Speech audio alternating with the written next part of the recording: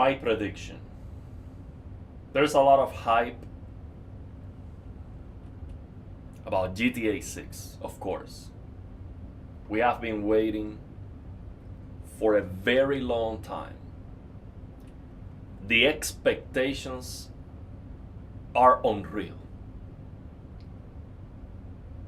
Now, I believe GTA 6 will be better.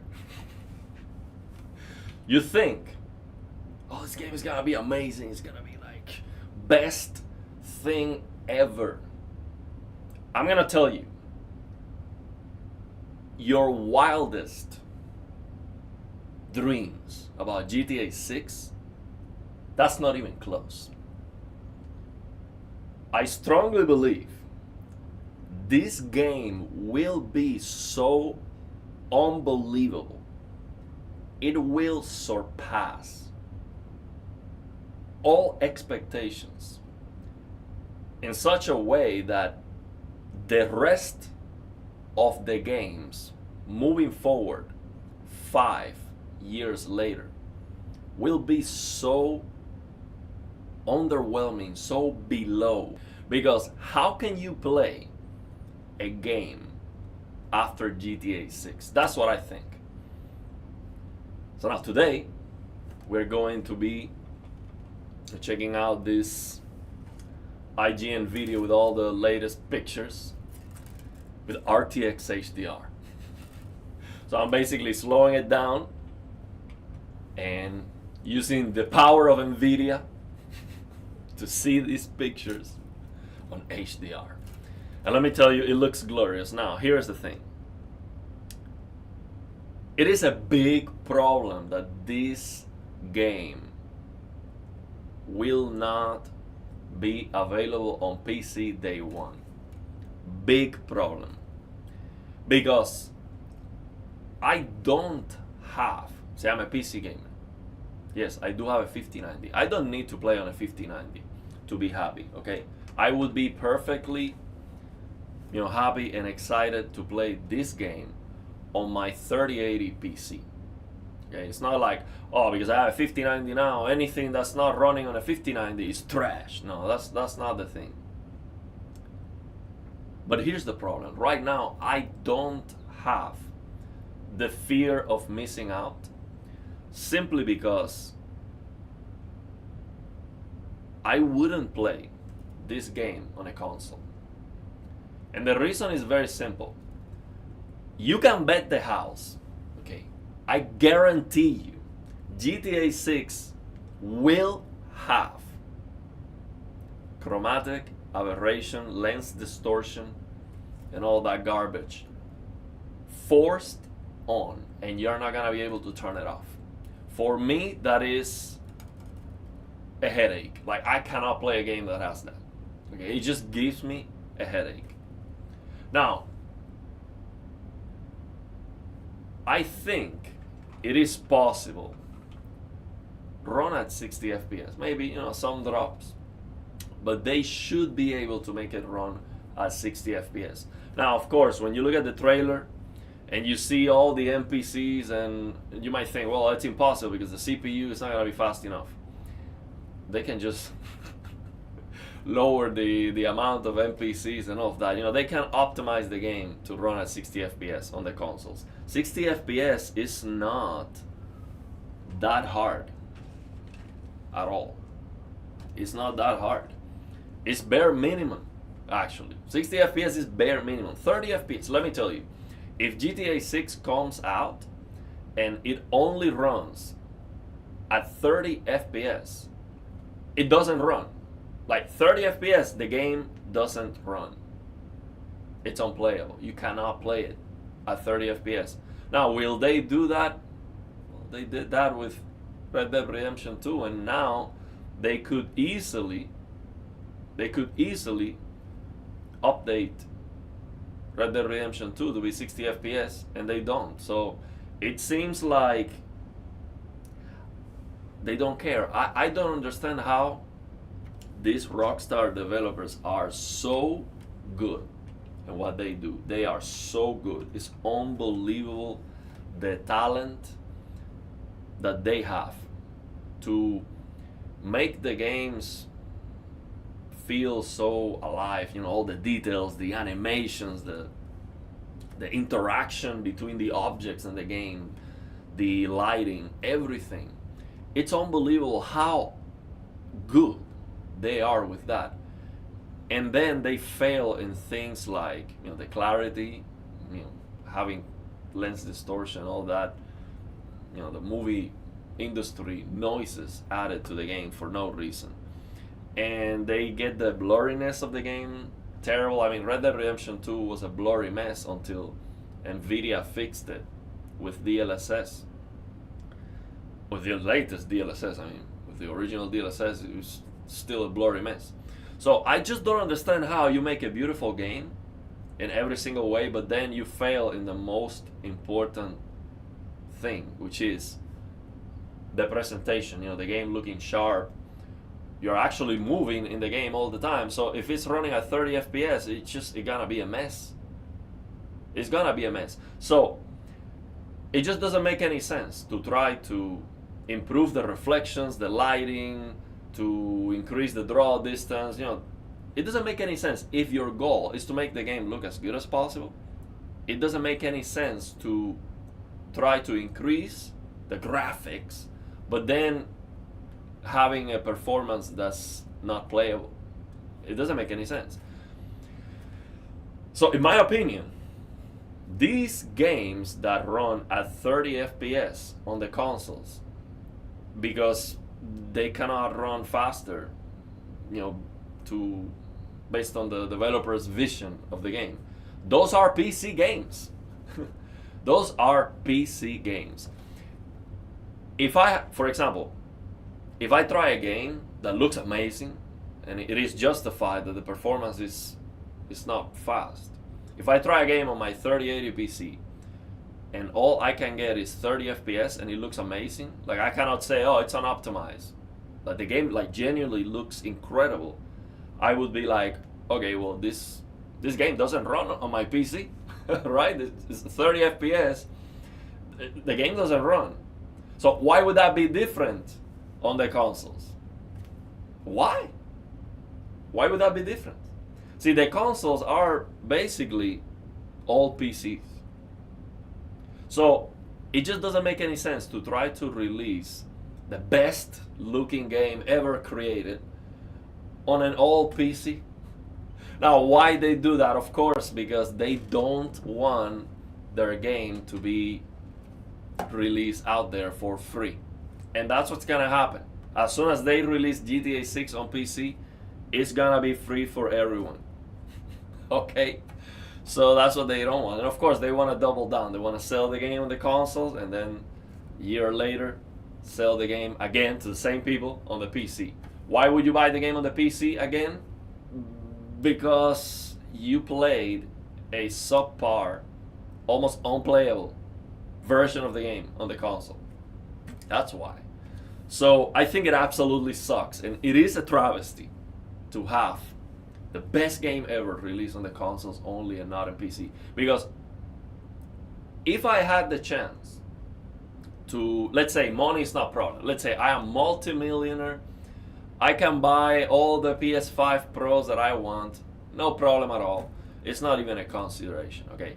I would still don't play it because I am not the kind of person who plays the games 2 or 3 times, although GTA 6 I'll probably gonna play it 2 or 3 times. I mean, GTA 5 I finished it 4 times. So every time I got a new PC, I beat GTA 5 again because it's amazing. So probably GTA 6, yeah, I will make the exception. But usually, you want to have the best experience the first time.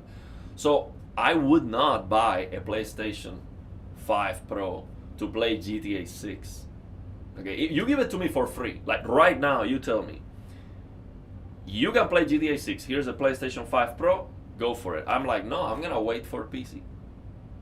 And again, it's not because I need a 5090 to play the game, it's because I know for sure there's gonna be some issues with the image clarity that I cannot, live with, basically, that lens distortion that they love. And yeah, if I cannot turn that off, I'm not playing the game. It's that simple. So I'm not gonna have that fear of missing out, honestly. The problem is gonna be how, if you are online, especially because I have a YouTube channel, I have 2 YouTube channels now. So how can I avoid for over 1 year not spoiling the game for me? Because it's gonna be everywhere. It's gonna be everywhere. Every single YouTube video out there on the internet that has anything to do with gaming or tech is going to talk about GTA 6. So even in the thumbnail, I can get a spoiler. I'm not even clicking on the video, but you're just scrolling. You're scrolling on YouTube, and you see the thumbnail. It's like, oh, the ending was terrible. There you go. That's a major spoiler. You know, it's gonna be impossible, and I cannot just turn off internet for over a year. You know, I think, if I didn't have a YouTube channel, I think I would try to make that sacrifice, but it's gonna be almost impossible not to spoil the game before I can play it on PC. And I think I'm gonna have to wait like a year and a half, maybe 2 years to play the game. So it's a bummer, man. It is a bummer. I had hopes that they were gonna release the game on the PC, but that's not gonna happen. Now, when it comes to the pricing and all of that, I don't care, man. Like I don't care. Look, I'm gonna play it on PC. Okay, the price, it's irrelevant. Okay, if you wait that long to play it on PC, come on. Do I care about the price of or this or that that's locked? Who cares about that? You can play it on PC, bro. You know, if you're waiting that long, come on. So yeah, I'm gonna check out your comments now. Let me address this because I have been the output, and thank you very much. We have 35 in the chat, and I read your comments and all of that. Let me tell you. Look, I have been not a lot of videos on the channel because I have been practicing my guitar. Actually, I'm changing the strings of my guitar right now for 36 hours a day. Okay, I have been practicing a lot because I'm not sure if you know, but I am trying. See, what I'm trying to do on the guitar, it is next to impossible. Okay, like you have to be not only talented, you have to put your soul into it. Okay, the hardest thing I have ever done is to play the guitar. Nothing comes even close. So it takes a lot of brain power and effort and dedication. But I don't want to stop making videos for the channel. I will keep this channel alive. So I have been out of the loop when it comes to what's going on out there, and I didn't want to just make a video about the Steam Deck. The Steam machine is garbage or whatever, because who cares? I don't care about the Steam machine. Okay. I was thinking about a rant about the S90H. I'm like, everyone knows that sucks, so there's no point of making that video, I think. So let me know. Let me know, what would you like to see. Give me some ideas. But yeah, we'll do a live stream, and I like live streams more, I'll be honest. Like, if it was for me, I would only do live streams. Live streams, really, that's the kind of content that I like to watch the most, and I really like to do it on YouTube because I just like it. It's real. Live streams are real, and we get all the real-time engagement. So let's see what we got here. Okay, I'm gonna read the latest comments, and then we're gonna go back to the beginning. So waited for GTA 5 for a discount on Steam. Well, I got GTA 5 for free on Epic Games Store. You can. So I'm not talking about just piracy. You can just, if you wait long enough, you can get the games for free. What do you think of Samsung giving up on QD OLED? I don't think that's gonna happen. At least for the next 2 or 3 years, we should get QD OLED TVs. Because the thing is, QD OLED has not been here for 10 years yet. It's like a 5, 6 years old technology at this point. Creating the infrastructure to manufacture the panels takes a lot, and also QD OLED for monitors is very profitable because they are basically selling you a much smaller display for the same money. So it makes a lot of money for them. So it's not going to end on the monitors. It's not going to end on the TVs in the foreseeable future. I don't see that happening at all. And it's the best we have right now. Now, they don't care about the best. It's again, Rockstar. They don't care about you playing the best version of the game. They care about selling you the game. And the only way to guarantee that everyone has to buy the game to play it is by having it only available on the consoles. Now, let me tell you, GTA 6 is so powerful that it could happen that somehow, I mean, there's a lot of talented people out there. It could happen that they manage to emulate GTA 6 on a PC with a PlayStation 5 emulator. It could happen. I am not ruling that out because the game is just, this is not a normal game, okay? This is going to put on notice, this is gonna call the attention so much that I can see somebody, I mean, or a group of people that are very, very, very, very smart, very talented. I can see them making an emulator for a PS5 so you can play GTA 6. And they cannot do anything about it. So let's see what happens. But these companies don't care about you playing the best version of the game. They care about selling it. So that's why they do this. They know it just doesn't make any sense to, if you really want to make the best looking game and you know, the best game ever, and you want the game to look as good as possible, why would you not have it available on PC? It's a travesty, I think. It really is. But they do it because they just want to sell it. And on the PC, they will sell for sure. But they will also lose a lot of sales because people are just going to get the game for free. It will be available for free very soon after launch. And especially now that the Nuvo is completely... The Nuvo is done. Okay, I don't know what kind of protection GTA 6 is gonna have. It's probably... So probably that year, they're not working on optimizing the game for the PC. They're probably working on how to protect the game. Because the Nuvo was completely bypassed. And there's nothing they can do about it. Basically, right now, every single game ever released is available on PC for free. With the exception of some exclusive games that are not available on PC. You know what I mean? Your Bloodborne and all of that. Well, you can emulate it. It actually runs very well. Bloodborne, the emulation runs very well now on the PC. So that's the problem, man. That's the problem, that they cannot sell you the game on the PC the same way. They cannot make as much money, and they deserve to make money, man. They deserve to make a lot of money because this game cost is insane, and if they don't make money, we will never get a game like this again. So I fully want them to make the money, so they do more of it. That's it.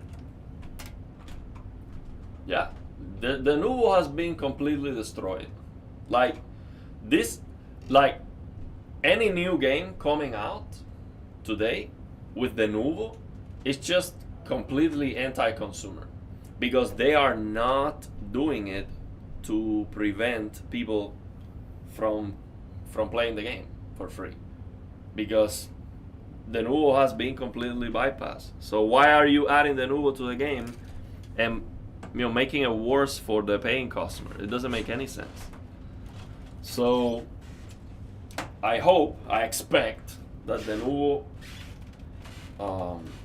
becomes a thing of the past. Really, there is nothing they can do about piracy. Nothing. They can delay it a little bit. That's it. That's all they can hope for. Delay it a little bit to get some initial sales from people who don't want to wait, basically. So that's the fact of the matter right now. This Saturday I'll be picking up a Panasonic 55 ST50 Plasma, but there is a 50-inch. I remember your comment. There's a 50-inch Pioneer Elite Pro 111 FD that's similarly priced and a bit closer to me. What should I get? Mostly gaming? Definitely get the Panasonic, because the Pioneer might look better. See, the thing is, the Pioneer is going to be dimmer, but the contrast might be better, especially when you can go to the service menu and tweak the voltages to improve the black levels to factory level. But the problem is the input lag for gaming is very high, and I cannot recommend it for gaming. But to watch movies and Netflix and all of that on a dark room, it's fantastic. I would say get them both, one for movies and one for gaming, and then you know exactly the difference. I haven't tried the Panasonic, but if that's a 2012 or 2013 Panasonic that is 1080p and the ST50, that should be very good for gaming. It has a gaming mode with lower input lag, so that's what I would go for. GOG is the only store launcher that is pro-consumer. Yeah. It's likely that you'll be able to pirate GTA 6 on jailbroker PS5 before it arrives on PC. Yeah, I can see that too. But again, I wouldn't play the game on. You give it to me for free on the PS5, I wouldn't play it, because I know for sure that game is gonna have your usual offenders, chromatic aberration and all that garbage. For some reason, these developers, they love that crap. They love that garbage, and I don't know of anyone who likes that, man. I really don't. So I don't know really why they do that. I don't know how you can become a game developer, and a very good one, because these developers working on GTA 6, that's the best of the best. So I don't know how you get to that level, and then you're still okay with motion blur, chromatic aberration, all that garbage. Now, of course, if the game is running at 60 FPS or 30 FPS, maybe motion blur to try to make the stuttering digestible, maybe. I can see it, but it just doesn't make any sense, man, why they do that. The thing is, they decided themselves to have a huge budget, huge ass budget for the game. All AAA game, the same story, big budget, underperformed, then layoff. Yeah, but this is different, man. This is GTA 6. That's usually the case, because when they spend the money on the Hollywood actors and the motion capture and all that garbage, and then you have a game that's like a walking simulator. I'm thinking about Death Stranding 2, for example. That game looks incredible, man. Wow, that game is like, when it comes to the motion capture and the cinematics, the facial expressions, there's nothing that comes even close to Death Stranding 2. I think it's just the best. But then the game is about walking and talking. It's just like super boring, man. They try to add some shooting. I uninstalled the game, man, honestly. I'm like, I don't have time for this. See, I don't have time for this. When I have time to play, I just want to jump into Battlefield 6 and get some kills, I'm like, I don't have time for this walking and talking. It's just too much. So I don't see those games making a lot of money, honestly, but they keep doing it, and I'm not mad about it. I think they have their place for sure. A lot of people are gonna like it, but it's definitely a miss opportunity. But yeah, avoiding spoilers, that's the biggest problem for me. It's gonna be impossible, because think about it. if the ending is garbage or someone gets killed or something wild, you're gonna see that on the thumbnail. Even if you don't click on the video, the thumbnail is gonna be the spoiler. There's no way. And also me having the YouTube channel on the chat, people playing GTA 6 and I'm streaming, playing, I don't know, Neo 3 or something like that, and people are gonna tell me, bro, you're missing out, GTA 6 is amazing, or maybe not. Maybe people are gonna tell me GTA 6 sucks. Oh, what a disappointment. That's a big spoiler. See, I wanna play the game fresh. I would just go on vacations from my job. I'll just go on vacations and play GTA 6. Okay, I have plenty of time right now. Actually, today I asked for vacation time. I have over a month and a half of vacations. I haven't taken any time for the past 2 years. So I have a lot of time.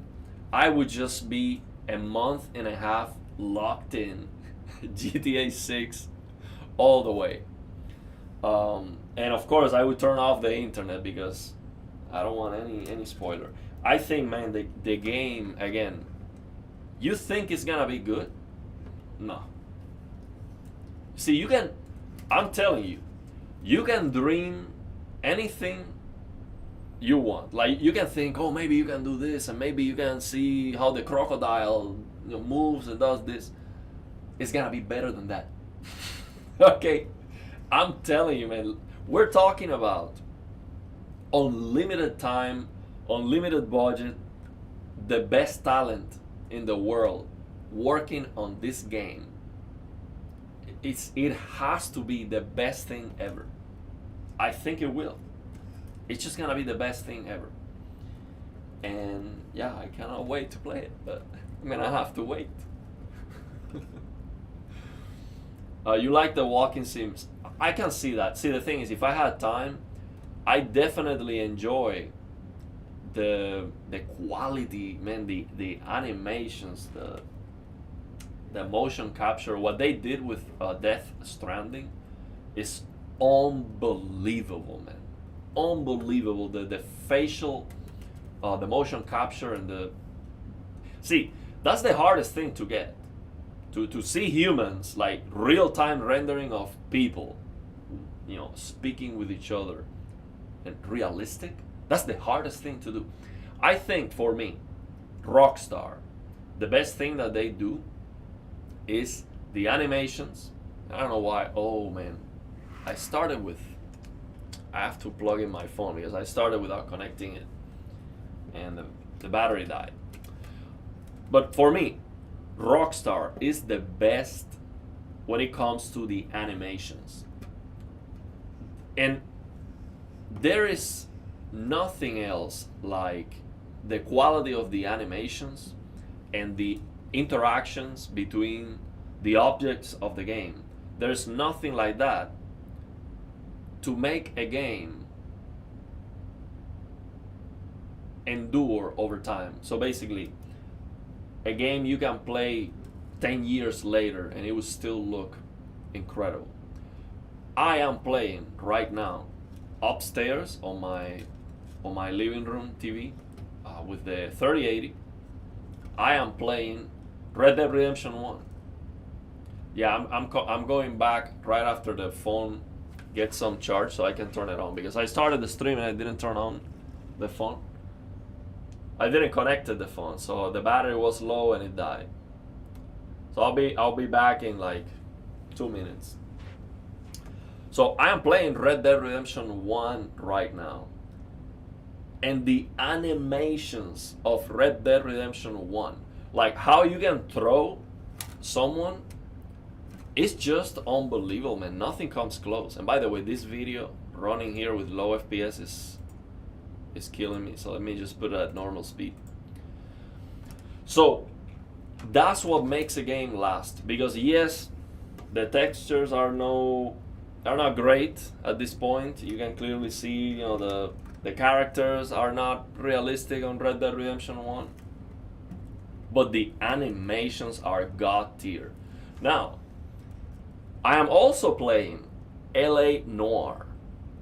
LA Noire, to this day, is incredible because they used a very special technology for the motion capture that has never been used before or after, as far as I know.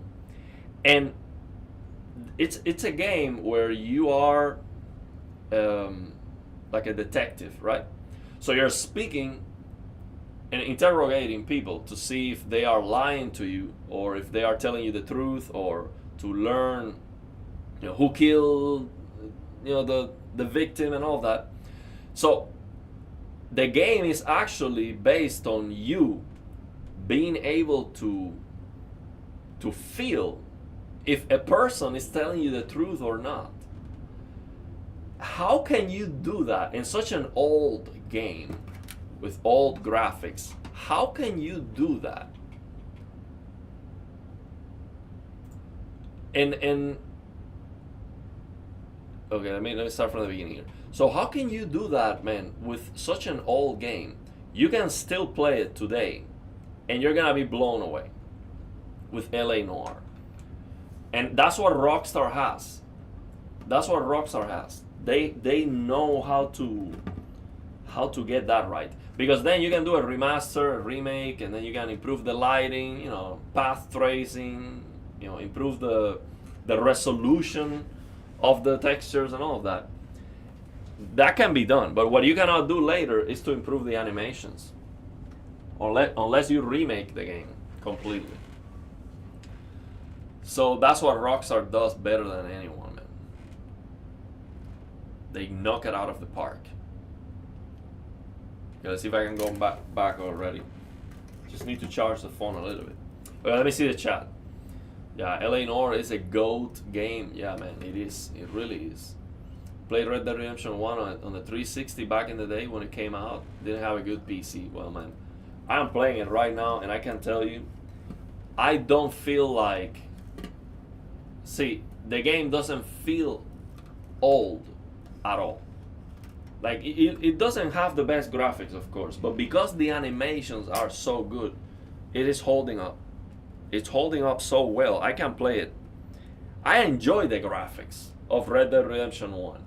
See, I don't need realistic graphics. For me, the immersion is just the details. To make a world feel believable, you need that quality. Because, let's say you have a game with beautiful graphics, but nothing moves, nothing breaks, the animations are garbage. It doesn't matter that the textures and the lighting are perfect. The most important thing is how you actually move in the game. I mean, you're actually, playing a character. So we have some of these Unreal Engine games, for example, that look okay, but nothing breaks. It is static. So that's an immersion breaking, in my opinion. I want to see destruction. I want to see when someone... I don't want to see clipping. I don't want to see people walking through each other. That's immersion breaking. Okay, let me see if I can turn it back on again. Yeah, but look at that HDR. Get that car on HDR, man.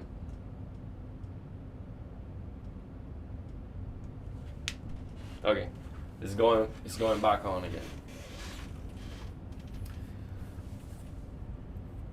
Okay, let me read some of the comments. So I'm getting new comments here. Let me see if I can read some of the comments from the beginning of the stream. Do you think the game was downgraded? I mean, it's definitely gonna be downgraded, simply because if they max out the graphics, that's not gonna run on the consoles at all. So the game will be downgraded. If you play the game on a console, you're playing a downgraded version of the game. That's 100%. I mean, that's for sure. And I really hope for those who want to play the game on the console, I really hope they don't use ray tracing at all. It just doesn't make any sense. I have a 5090 and I never use ray tracing. If I can, I turn it off. Why? Because you get a better looking game. with a higher resolution. When you turn on ray tracing, you have to sacrifice the clarity of the game, and that's the most important thing. So it just doesn't make any sense to try to have ray tracing. It's just not, it's not gonna improve anything. But unfortunately for marketing, it seems for some reason they love to have ray tracing in the game. Maybe to get that Digital Foundry video hype, but GTA 6 doesn't need any of that, so I don't know. Okay, let's see, we can get it back. Can get the camera back.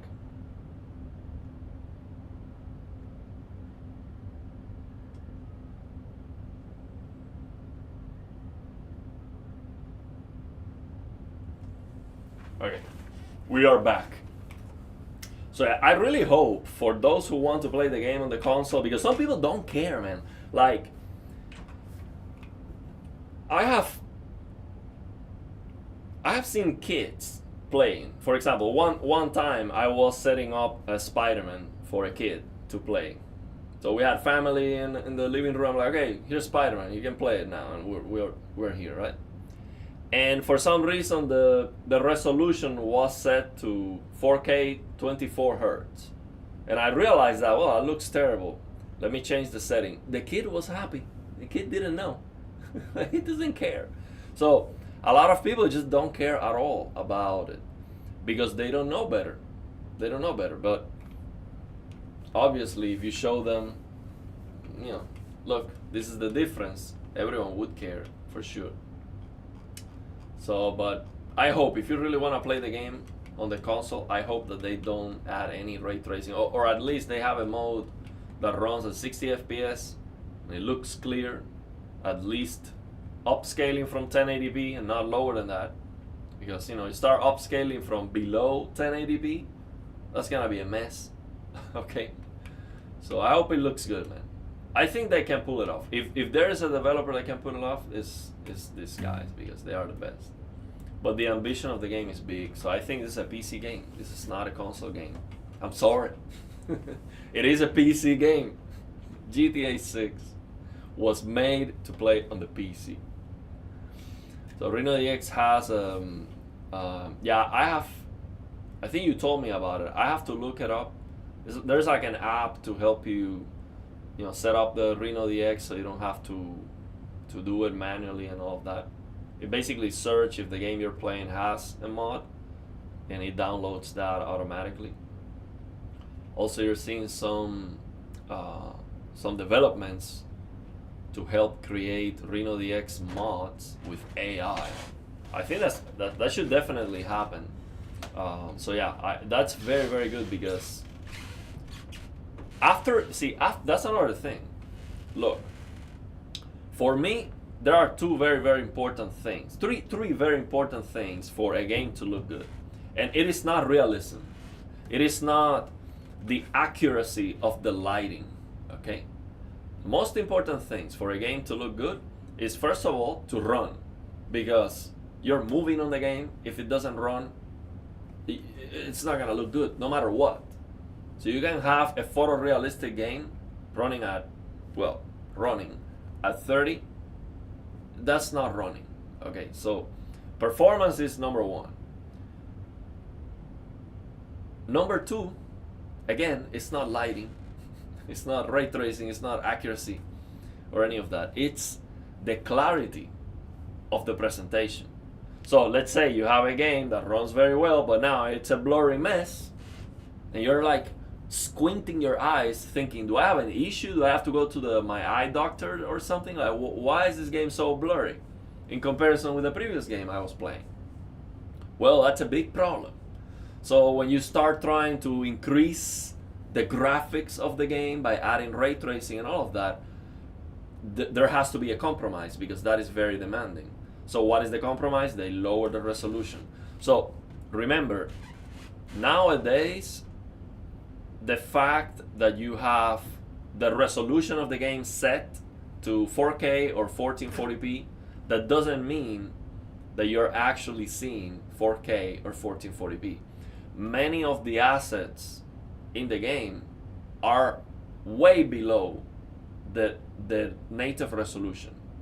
Not only that, some of the assets in the game are not even running at the frame rate you see on the screen.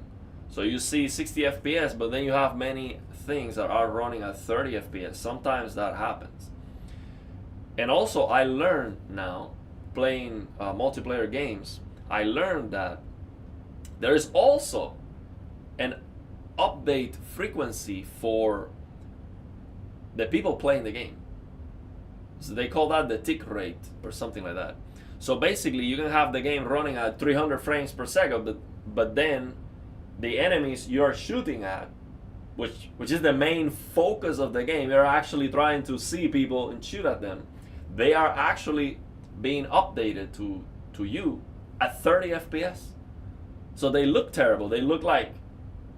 See, the first thing that I noticed when I bought Battlefield 6 is that when I played the multiplayer, I'm like, man, the people look smoother. Like, the game just looks smoother.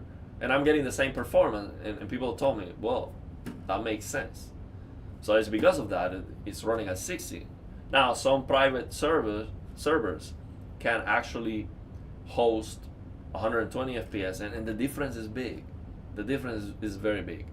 So we are, like Digital Foundry likes to say, we are in the post-resolution era, which I absolutely hate because, you know, if I set my game to 4K, that's what I want to see. I want to see 4K. And for example, I was surprised the other day. I tried Resident Evil 4, the remake. That game looks amazing, absolutely amazing. You can turn off TAA and upscaling completely, and you set the game to 4K, and yes, you can see some shimmering, but it's not terrible. The game looks so sharp. It's like you are actually seeing 4K. That's not the case with many games. With many games, you turn off anti-aliasing completely, which is not even possible sometimes, but you do, and it's a mess. It's a total mess. So, and that's because many of the things are so native resolution.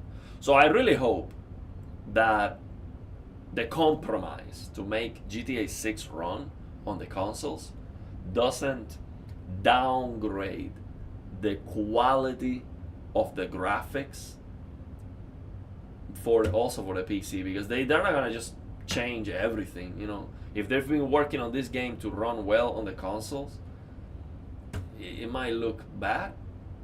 It might look bad even on the PC, because then you set the game to 4K, but yeah, you still have the shadows boiling and the reflections pixelated, and you have a bunch of noise. I hope that's not the case. I really do.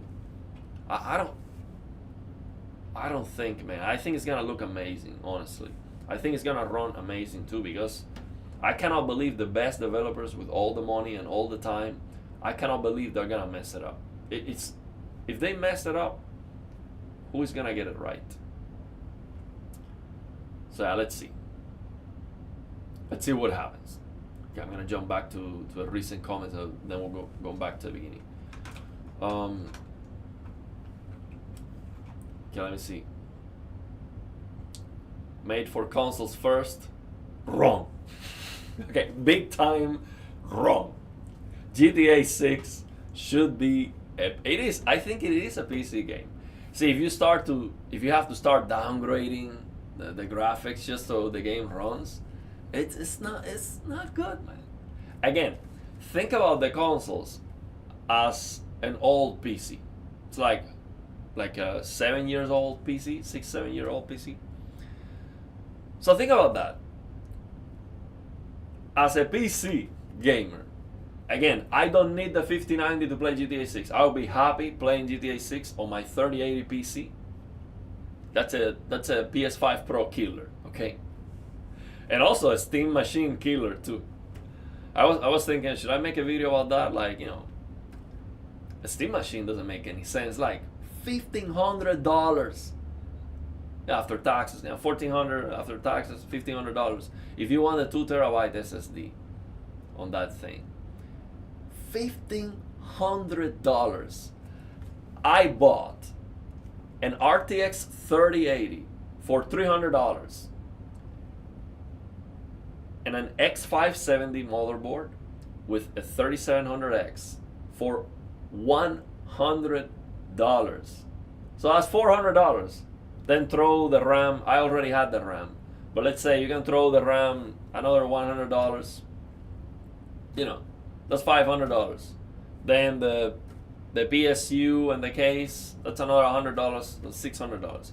So, and okay, the SSD $700. Let's say, bro, like they are charging $1,500. You can go to a used market, buy a PC for $1,000. See, I'm not gonna even you try to get the best deal. $1,000, and you would obliterate that Steam machine.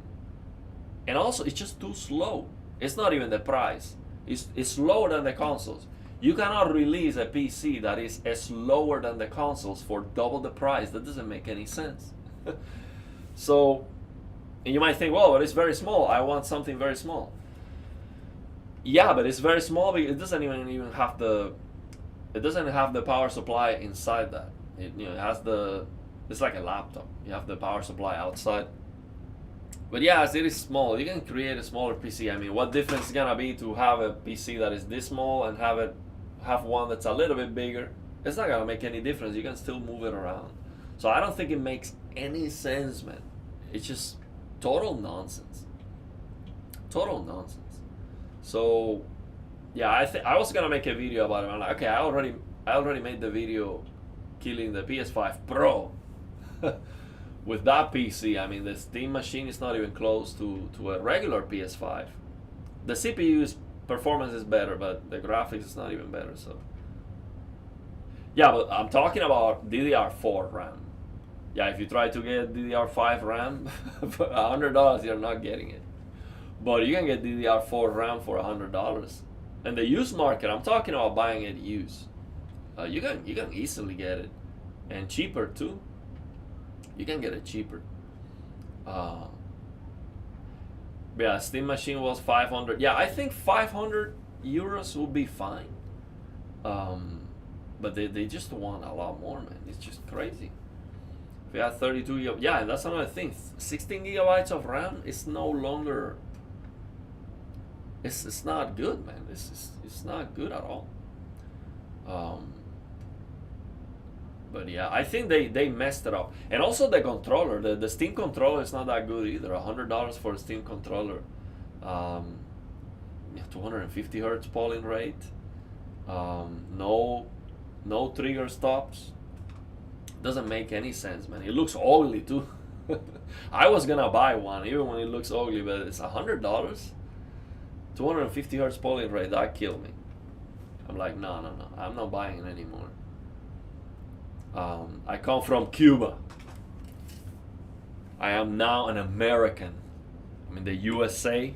I'm a proud American citizen, living the American dream. Okay, I have a 5090, a YouTube channel, lots of money.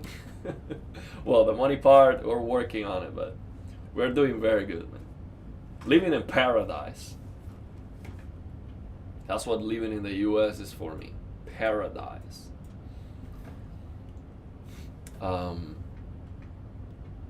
You got a 432 gigabytes 3200 CL16 last year for $300. Well, it's I bought my 64 gigabytes kit 2 weeks before the prices went crazy. 2 weeks before. Look at this, for example. Look at this scene right here. That's not running at 60 FPS on the consoles, okay? They're gonna have to erase some NPCs. But it is possible. You can just lower that the density of the population. But man, this is looking promising, man. On the PC, this game is just gonna be fantastic. And here's the thing. If you really look at it, the reason why it is so impressive, it's not because the water is better than any other game ever, or the texture of the skin is better, or the hair looks more realistic or than any other game. The reason why this looks so impressive is the art. It's like the placement, the realism of the placement where all the NPCs are and what they are doing. Like, this scene right here feels real because of the algorithm, whatever they set up for each person to be minding their own business. It doesn't feel like you are the main character. It feels like here you are within a world that's just existing, like nobody cares about you. So that's what makes it immersive. When you have a game and you're walking and then everyone's looking at you and nobody's doing anything and just waiting for you, it's like, it's immersion breaking. So I think that's what makes this so incredible. It's not the graphics here, like there's nothing out of this world about this scene right here, but it is that complexity. But yeah, it's still impressive, don't get me wrong. I mean, the way that dog is walking, all of that's very, very, very, very convincing. See this in real time here. I think they are about to drop a trailer, man. When they drop the next trailer, it's gonna be insane. They drop pictures and people go crazy.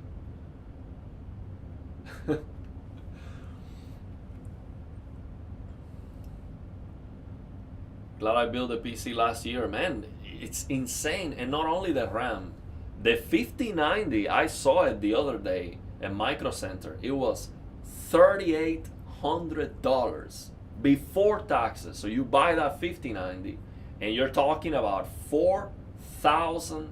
$4,000 for a GPU. I paid $3,000 and that was crazy.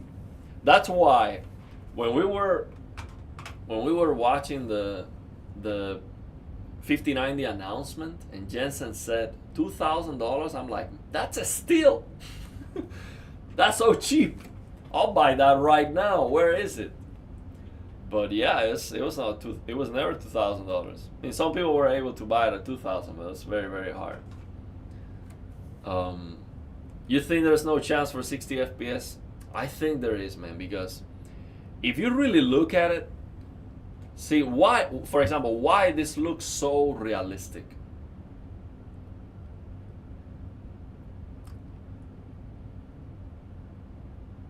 Well, the depth of field gives it like a cinematic look. I don't like depth of field. But why is this looking so realistic? It is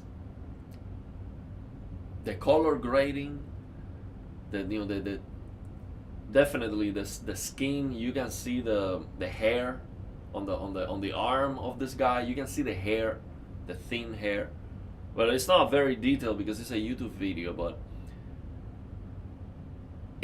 I think what makes the game look so amazing is the angles, the camera angle, the animation of the characters, the color grading, and of course you have quality on the textures. Like, you see the mud on the truck and the hair, and the details on the cloth, like how it's open and maybe how it's moving and all of that. So I don't think that's what makes the game run worse, basically, is what I'm saying.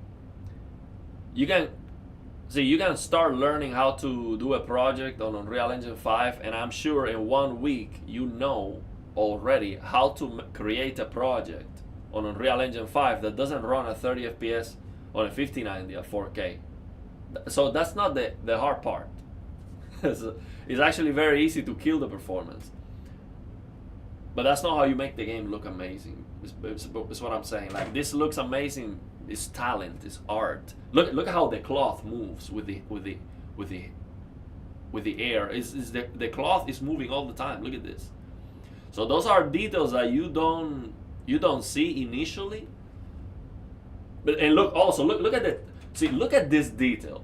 The tank behind this guy is lifting due to the air. So you feel the air on the game by watching the cloth moving, and also the trash can, the tank. You can see how the lid goes up. Look at this thing. Look, you see the birds flying. Look at the tank. I know there's a cat. Wow, it's a cat coming out of the trash can. And it's blurred because of the depth of field. That's why I would just turn that crap off. But that detail, man, and look at how the trash can, how it closes in a realistic way. This is unbelievable. That's the kind of stuff that I'm telling you. Look at this, a cat just coming out.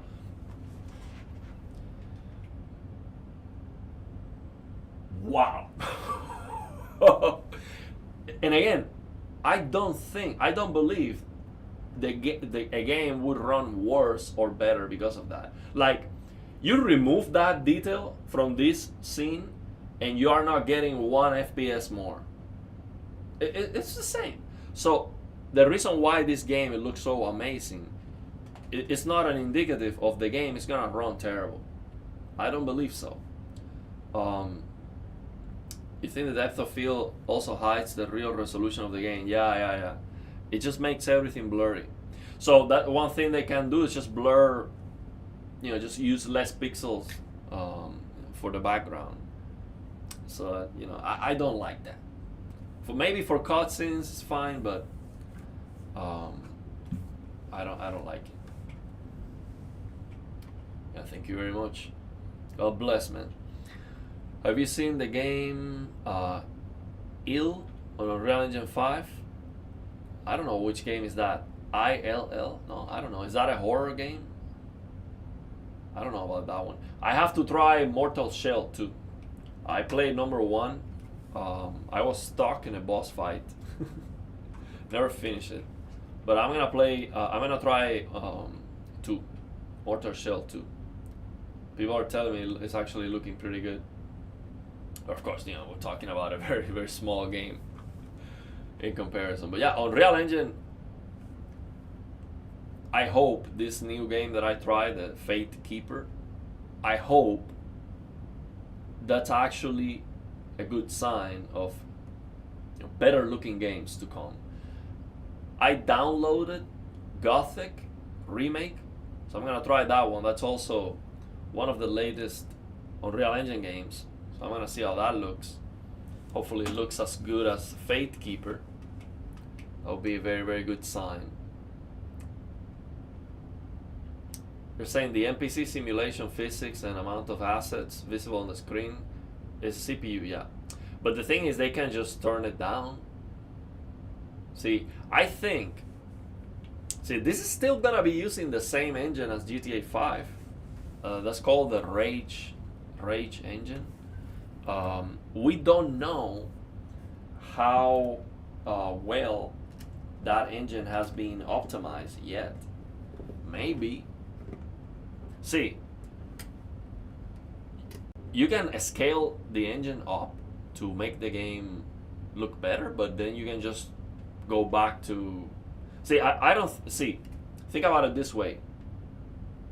GTA 6 could have a GTA 5-like graphics optimization mode or settings where it's only more demanding because you add the physics and all of that.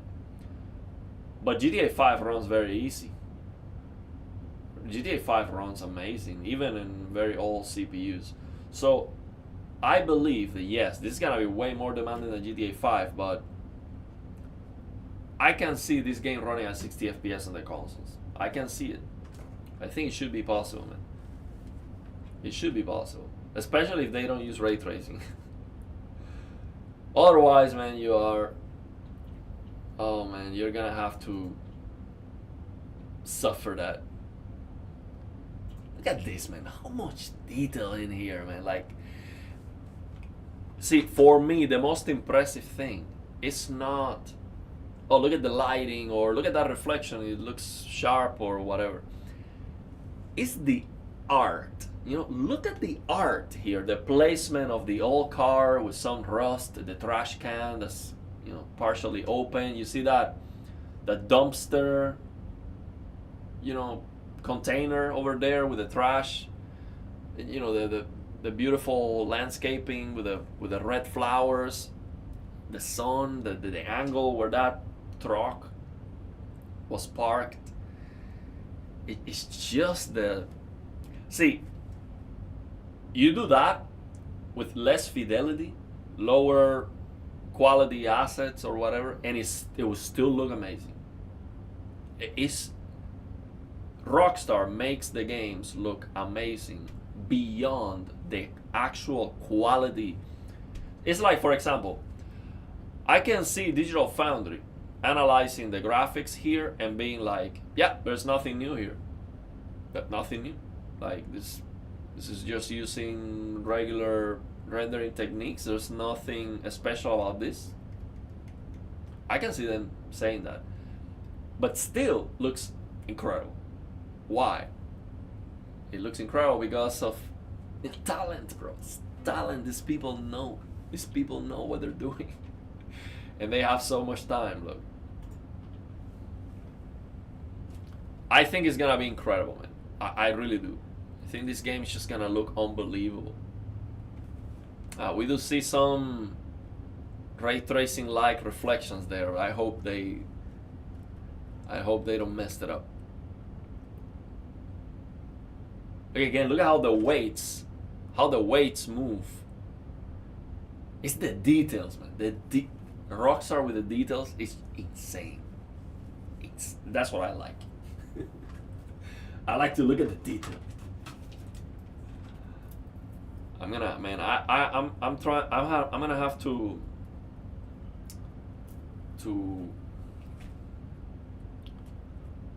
not get too excited about it because look, I have the money to buy a PS5 and GTA when it comes out, okay? But I don't think I will. I'm telling you right now, there's a 1% chance of me buying. And the thing is, I would not do it because I know I'm gonna be disappointed, man. I know I'm gonna be disappointed. If I buy a PS5 just to play GTA 6, I'm not gonna be happy with it because it's gonna have the chromatic aberration. It's gonna look, you know, the depth of field, the motion blur, and all this film grain. The HDR might be bad. I don't know, man. So, and then you cannot fix it. That's a problem. So it's not the performance. See, you give me a PC with the same specs of the PS5 Pro, and I would play the game. I'll play the game. I would just use mods to fix the game, tweak the graphics the way I want, and I would play it for sure. But in a locked console, I would not play it because there are some things that are deal breakers for me. Like I cannot see. For example, think about it this way. Let's say they release the game and it has ray tracing on, and you cannot turn it off. You have 30 FPS mode, ray tracing on. Well, on the PC, you can turn it off and get a little bit better performance. That makes a big difference. So if I can go from 30 FPS to 50 FPS, for example, I can use on my TV, I can use Samsung Game Motion Plus and play the game looking like 100 FPS, for example. And I would play the game like that. It's not gonna be amazing, but it's gonna be much better. So I would tweak the graphics. That's what I'm saying. Is there any other video trailers or additional pictures? Well, actually, yes. I have some additional pictures here from. Let me see this. Oh, here, right here. These are maybe some other pictures. You can check it out. Now this is SDR, so let me do this. I'm gonna force. No, this would clip. Well, that might look better. Let's see what we got here. Look at that. See, these are more pictures.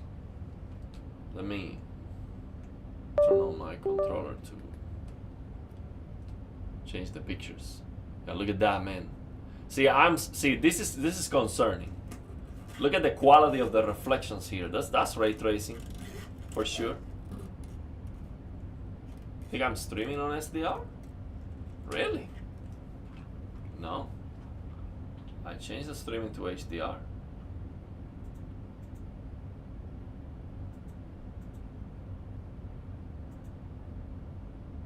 No, I have been streaming on HDR. Maybe check the browser you're using. I was streaming on HDR.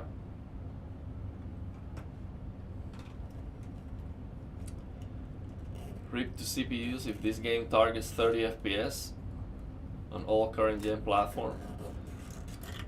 So if this game runs at 30 FPS, but think about it this way.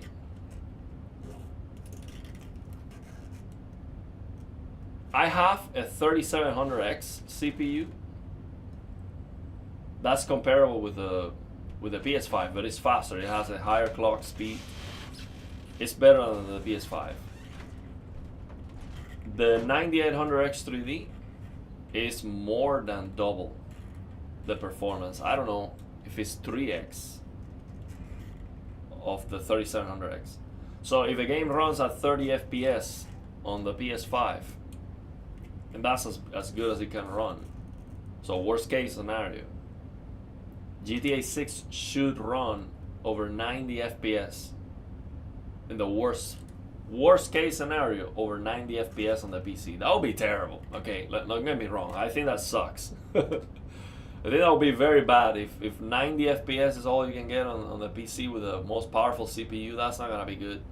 But you know, if it's scalable, if you can just turn down the water physics, you know, you have sometimes that performance killer setting that you can just turn down. Like on Red Dead Redemption 2, you have this water physics. If you just turn it below the maximum setting, you can barely tell the difference, and the game runs a lot better. So if it is something like that, I don't care. But yeah, for me, the target should be on the fastest CPU and GPU. The target for all games should be to run at 240 FPS, 4K, DLSS quality, bare minimum. That should be the target. Better would be better, of course. Now, that's not the case. Unfortunately, for some reason, these developers think that 60 FPS is the target. And when they give you a system requirement page, you don't see 120 FPS at all. Sometimes you never see 240 FPS. It's like that's not even a consideration, and I think it's totally wrong. It is totally wrong because you want to see a game looking amazing. You know, look at a game running at 240 FPS plus. And there's no going back from that. So after you see that, and now that's not most of the monitors, not most of the monitors, but many of the gaming monitors that we have today on the market are 240 hertz plus. So why are the games only targeting 120 or 60 with the best gaming PC out there? That doesn't make any sense. The target should be 240. So for the consoles, 60 would be bare minimum. These consoles can do 120 output. That is possible. Now, if you try to do GTA 6, of course, that's not gonna be possible with a game like this. But not every single game has to be like GTA 6. you know, it's not. It doesn't have to be that the goal. Really liking these night scenes here. Now I saw Digital Foundry, talking about there's no reflections for the star. How do you call that? The star. You see what I'm saying? Oh, there's no reflection in the water. The ray tracing is not. The distance is not that good. Man, if this is running on a console and you start trying to get ray tracing, draw distance higher and all of that, how many pixels are you gonna see on the game? Okay, we're talking about upscaling from 540p or something like that. That's bad, man. That makes the game look worse. It makes the game look worse. You don't want to try to use ray tracing on the consoles. That's a bad idea. And for some reason, man, Digital Foundry loves to push that ray tracing on the consoles like it is a good thing. It is a terrible thing. Ray tracing on the consoles is the worst. It's the worst idea. I have a 5090. I turn off ray tracing in almost every single game, unless it doesn't make any difference in performance, like Crimson Desert. And it doesn't make any difference because they didn't work on it. They didn't optimize the ray tracing off. So you turn it on or off, it doesn't make any. Basically, you don't get better performance. But I always turn it off almost always because it just looks better. You can get more pixels. Double the performance sometimes by turning it off. So to see these games on the consoles coming out with ray tracing is just nonsense. GTA 6 smoothness path on the PS5 at 30 FPS capture card, lossless scaling to 60 FPS. So I see what you're saying. So you can play the game on your PS5, but then capture that to a PC to use lossless scaling, and then I see. But the input lag is gonna be atrocious. Input lag is gonna be like you're moving the stick, and 1 minute later, you see the camera. That's gonna be crazy. 240 DLSS quality on 5090. It should be.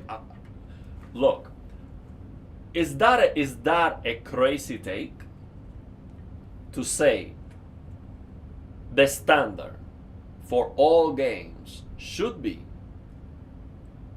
on the highest end gaming PCs? Your game has to run at the level of the best displays that we have available. Is that a crazy thing to say? Someone that has a 5090 and a 9800 X3D most likely is going to be playing on a 32-inch 4K 240 Hz monitor. That's probably the most common display for people who have that PC. 240 Hz plus is what you're gonna have. So how can these games barely run at over 100 frames with DLSS quality on a 5090? What can you expect for the rest with a lower end GPU, or what can you expect for the consoles? Total trash. That's what we're getting. That's not good, man. That's not good. Digital Foundry are perverts when it comes to ray tracing. They love ray tracing. And look, I get it. It is a superior, rendering, and you do have the potential to get a better looking game. But the trade-off, that's a very important detail to mention. Okay? It's the trade-off. What is the cost of ray tracing? It is unacceptable. And that's what they cannot admit that there is a problem with that. Now, if you tell me, look, ray tracing mods for old games that run very fast, I am fine with that. I think that's great. Like the other day, we tried Dark Souls 2 with path tracing. It had some issues, we need to get the game stable so it doesn't crash and all of that. But man, at times that looked incredible. Dark Souls 2. Dark Souls 2 is a cartoonish looking game. That's not impressive at all. Even back when it released, it was not a good looking game at all. It's normal.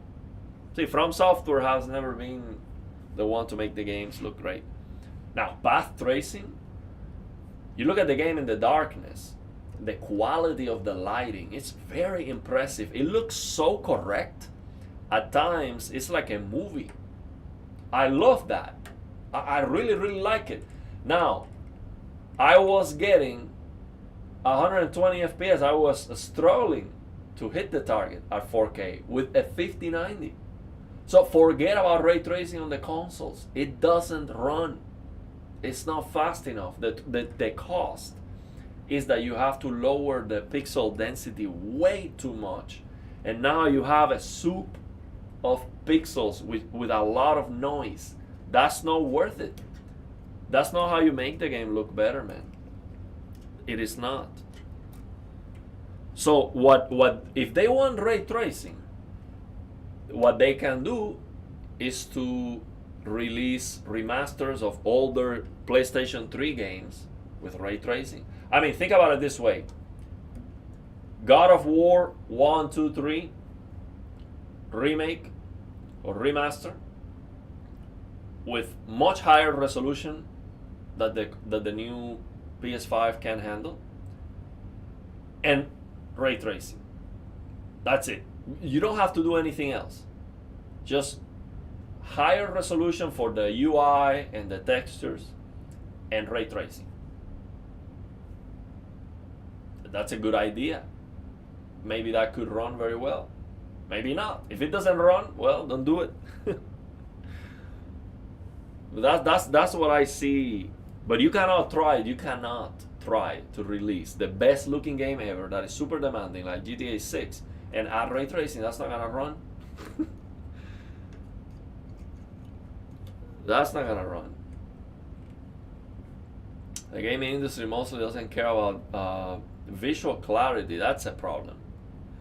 Whether current display technology we are using, they care more about visual effects. But the thing is, it doesn't matter how good the quality of the game is if it looks blurry. It doesn't matter at all. Clarity it has to be there. Performance and clarity is like number 1 and 2. And then after that, the actual animation of the game and all of that. The thing is, sometimes we get a good game that's just a mess and people are gonna buy it anyway. And that's why really at the end of the day what they focus on is on other things. But for many of us, if the game is visually unacceptable, we just don't even want to play it. And I have played games that look like garbage, don't get me wrong. I'm playing Neo 3 right now. That's not a good looking game. It's not. But the gameplay is amazing. Gameplay is like, wow.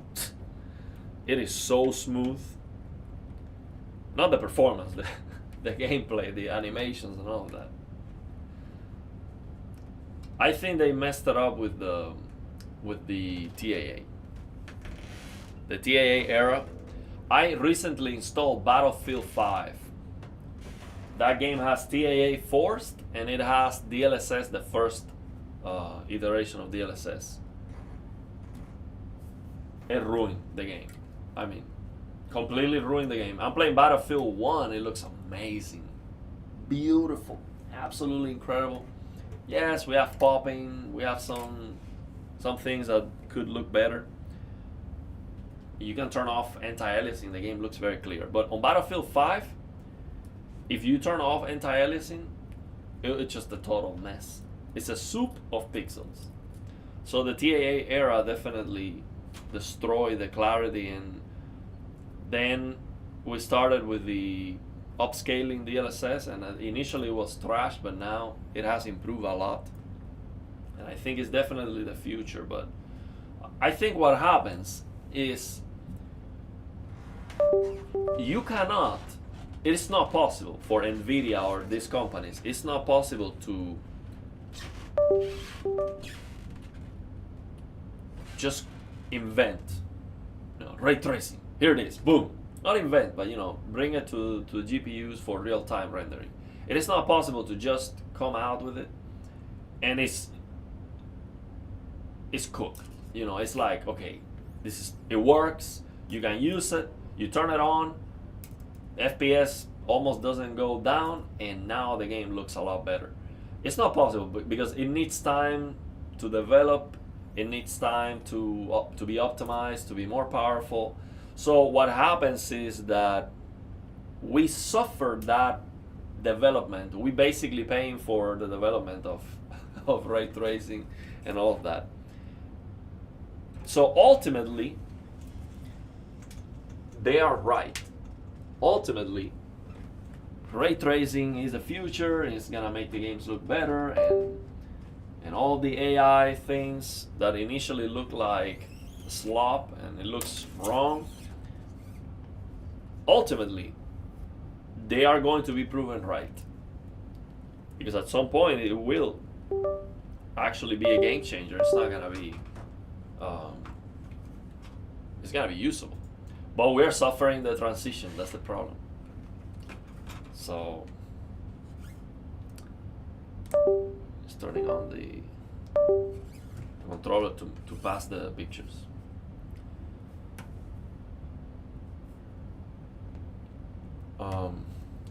Yeah, if you go back and play the old games, you see exactly what I'm saying. That's what I have been doing, because I didn't like first-person shooters before I got into these controllers. Which, by the way, I have a controller review coming. I have been using the controller for like 7 months already, because I got it before it was released from China. But now the controller is finally released, and I got one for review. It's the Machinike F1. So stay tuned for that. It's my favorite controller. I'm gonna tell you why. But before I got into these controllers, I was using a DualSense, and I could not play FPS. So now that I can, and I really like FPS games, I'm going back and playing old games, because there's just so many games that I never played. And when I go and play older games, I'm like, man, these games look amazing. Yes, I can see the popping, I can see some of the issues that we no longer have. But other than that, the games look amazing. And I think we lost a lot of that with the TAA era. But now, of course, we're coming back, and it's now looking much better. Also, the physics. There was a time where we didn't have any physics on the games. Nothing breaks. And you see those older games where everything breaks. And that's very, very, very, very nice. I really like the structure on the games.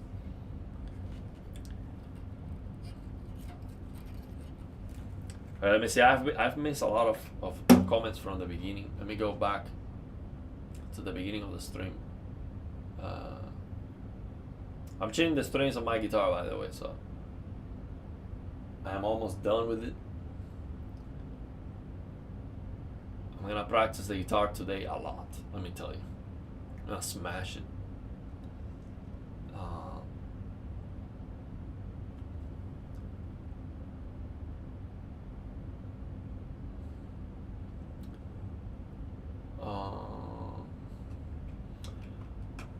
I'm new to the stream. Do you think there will be a 40 FPS mode in the base PS5 with VRR?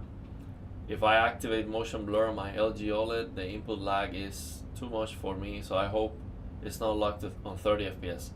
So I don't believe there's gonna be a 40 FPS mode, because I don't think Rockstar is like, how can I say, this 40 FPS mode is a new thing. I see Rockstar either does 30 or it has a 60 FPS mode with VRR, but I don't see 40. See, I don't see Rockstar giving you too many options, because usually these games that have a 40 FPS mode, they have like, 4, 5, 6 ways to play the game. Rockstar, I don't see them giving you anything. Probably the game, because you have to understand this way. When something is extremely popular, it has to be simple. See, they might not give you any options at all. You might just open the game, it's 30 FPS, and that's it. You're screwed. If that's what you're gonna play it on the console, that's it. Or you might open the game, it's 60 FPS with some drops, or maybe no drops at all. So I would bet the game either has a 30 FPS mode or it has a 60 FPS mode, but I would bet the game doesn't have any options. No options at all. Why? Because GTA 6 is the game that everyone is going to play. People who are not gamers are gonna buy a console to play GTA 6. People don't know. People are not gonna be wanting to bother to change anything on the settings. They just want to turn it on, it works. Oh, look, I'm playing GTA 6. That's it. So a very popular thing that is designed for the masses cannot have any complication. A game that has a 40 FPS mode, then you have to turn on VRR, and then you need a 120 hertz TV, and then you need to, on the PS5, you need to turn this on. People don't know. And GTA 6 is designed for people who don't know, because it's gonna be massive. It's gonna be the game that the whole world is gonna play. So I believe that it's not gonna have any settings. So I believe if they cannot achieve 60 FPS, it's gonna be 30 and you're screwed. Even when it could have a 40 FPS mode. That's my prediction. Because it just makes sense. It just makes sense. The way things go with popularity. Basically popularity causes a downgrade.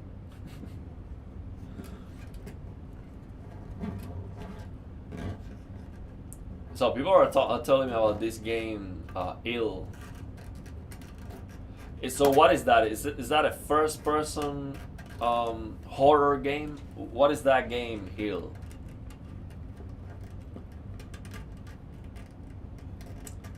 Clarity doesn't sell, and the thing is,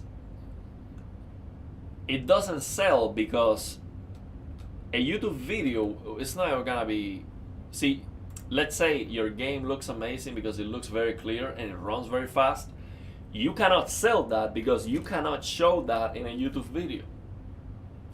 You can only show 60 FPS and you cannot show the clarity because you're gonna have compression on the video. The only way you can really see the clarity of the game is with real-time rendering in front of you with your naked eye. As soon as you record that and you upload that to YouTube, you lost that. So it doesn't make any sense for these companies to focus so much on high performance, great clarity, because they cannot show you that. So they cannot sell you what they cannot show you. They cannot make a video and be like, look, you cannot see it, but trust me, this game looks very clear and it runs very fast. So how do you explain people that that's a good thing if you cannot even show that? So most people have no clue. Most people they don't know anything about it. And they play on their TV from far away distance. They don't see the issues. So they are going to notice more the photorealism than the performance. See, it's just the way it is.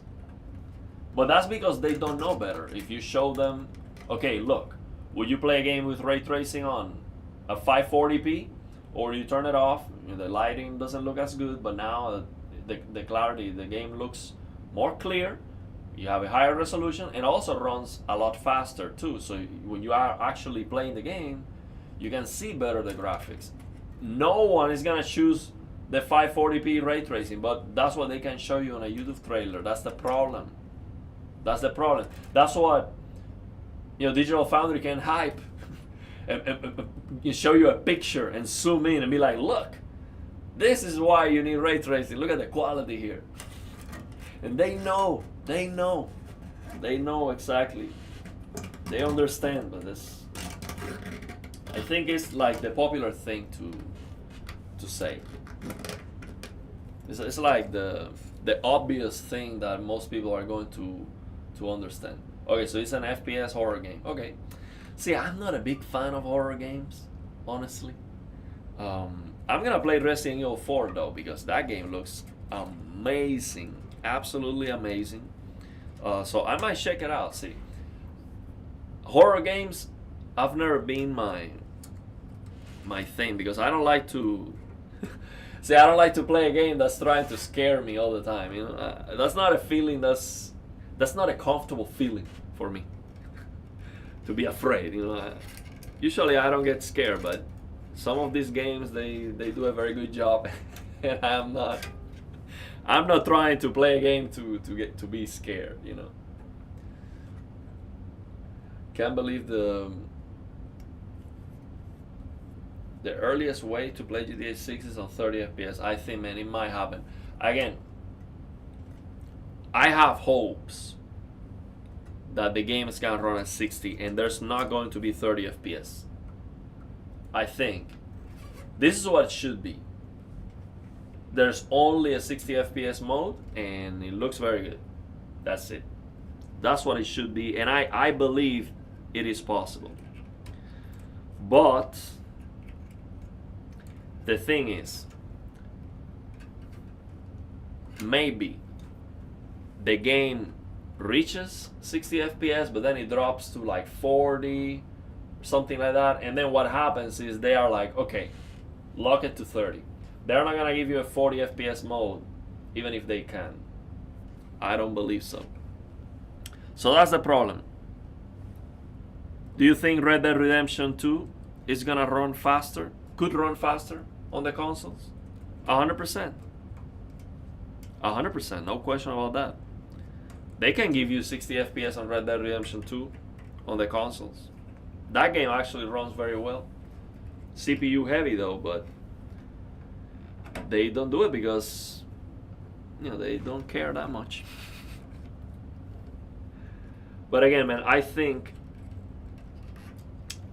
this is gonna surprise everyone, and the way to surprise everyone is 60 FPS. That's it. That's what you get, 60 FPS with some minor drops maybe. They can do it. They've been working on it for so long. But if it doesn't, then GTA 6 is a PC game. I'm sorry, it's not a console game. It's a PC game because it doesn't run on the consoles. But I do really think that it's gonna be amazing, man. Especially the city. I mean, this environment, this tropical, this is like a Cuban weather, This kind of tropical weather where everyone is sweaty and the lighting with the sun out is beautiful, with the beaches and all the vegetation and the wildlife, man. Just think about that. The wildlife on this game is gonna be next level. It's gonna be unbelievable. I mean, in Florida, you see crocodiles. You see these big lizards just going around. It's gonna be wild, man.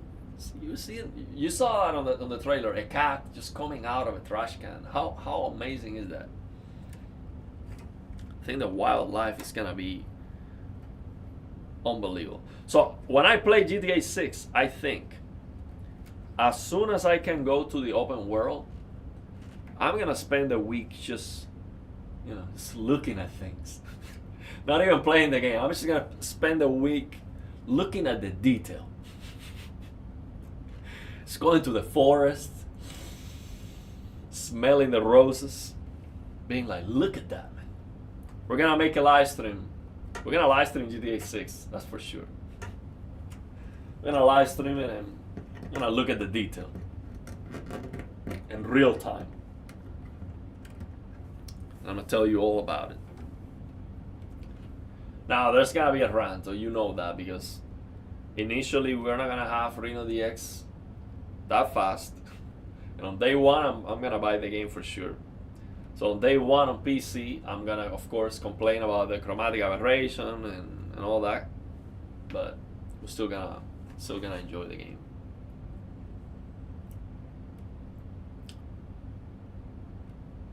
The trailer? I think we saw the trailer, didn't we? Oh, you mean the trailer of that game? Okay, let's check that out. So you're talking about the trailer of the... Okay, let's check that out. Ew.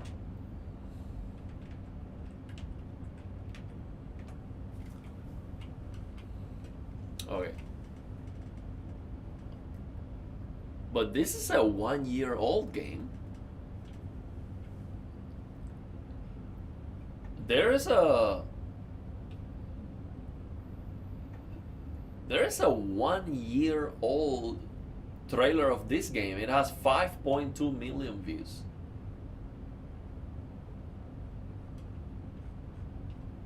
So I guess it's this one from 3 weeks ago. Now give me a second, let me change the display to this one.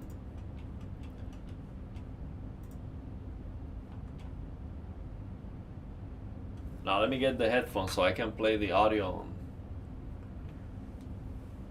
without getting the feedback from...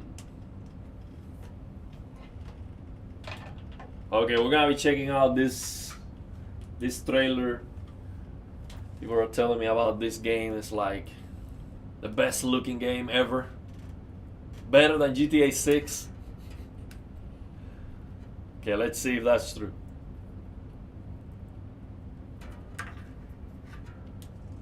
It's a first-person horror game.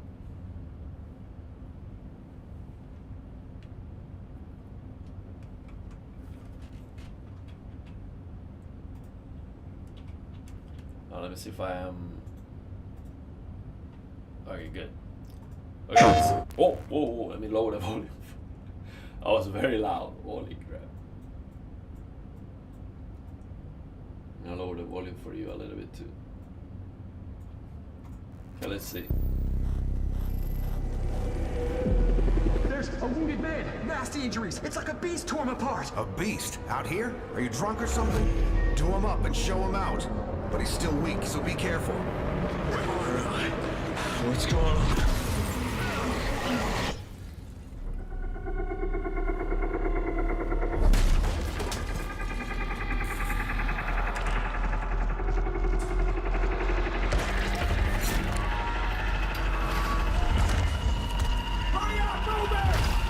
Save your ammo.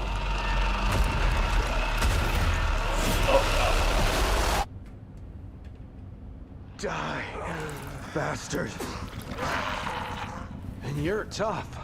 Surprisingly lively for someone who just came out of a coma. If you want to survive, you gotta hustle. Yeah, I see the destruction you're talking about, the physics. You fell from the moon.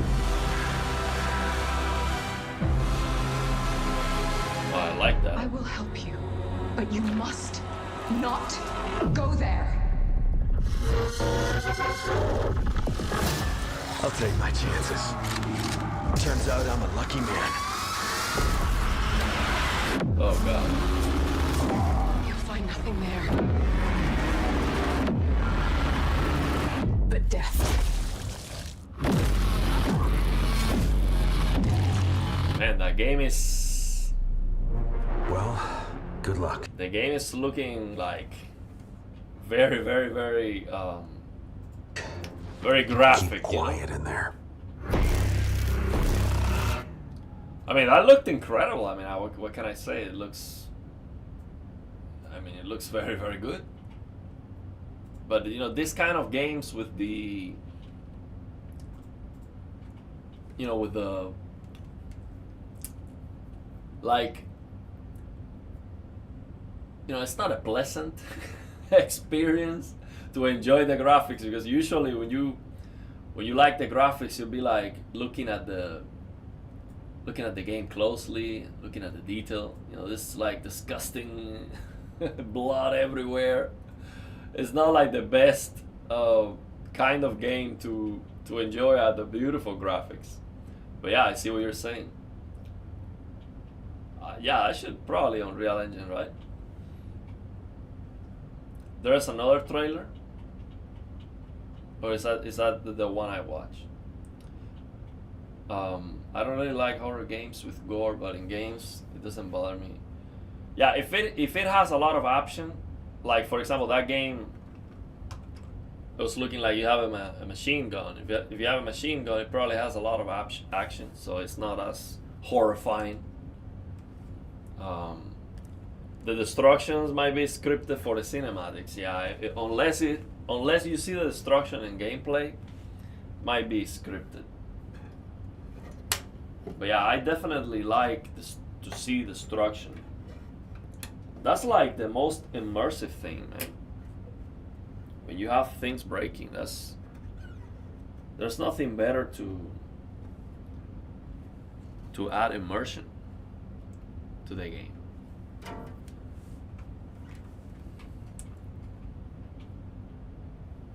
I'm playing, so right now, I have been practicing the guitar a lot, but there are many games that I'm playing at the same time. Many games. I think I'm going to uninstall Forza Horizon 6. Like, that's one of those games you don't play. You're like, okay, it looks good, but it's a racing game. You know, I'm not a big fan of it. Until maybe I get a racing wheel or something like that. Maybe that's gonna change. But after you have GTA 6, where you can actually drive the car and then go out of the car and then go to a helicopter, that's gonna kill. See, for example, think about it this way. I bet you can bet the house that GTA 6 driving will be better. It will feel better than any racing game until date. It's not gonna be close. In my opinion, GTA 5 still the driving. I mean, GTA 4, the driving on the game feels amazing. It might not be, you know, realistic, but it's the quality of, you know, of the movement, of the animation, of whatever it is, the way the wheels move and the suspension of the car and how it feels with the camera angles and all that. So GTA 6 is gonna kill all the racing games, because why would you play a racing game that doesn't handle as nice as GTA 6, and then you cannot even go out of the car, you know? So it's like,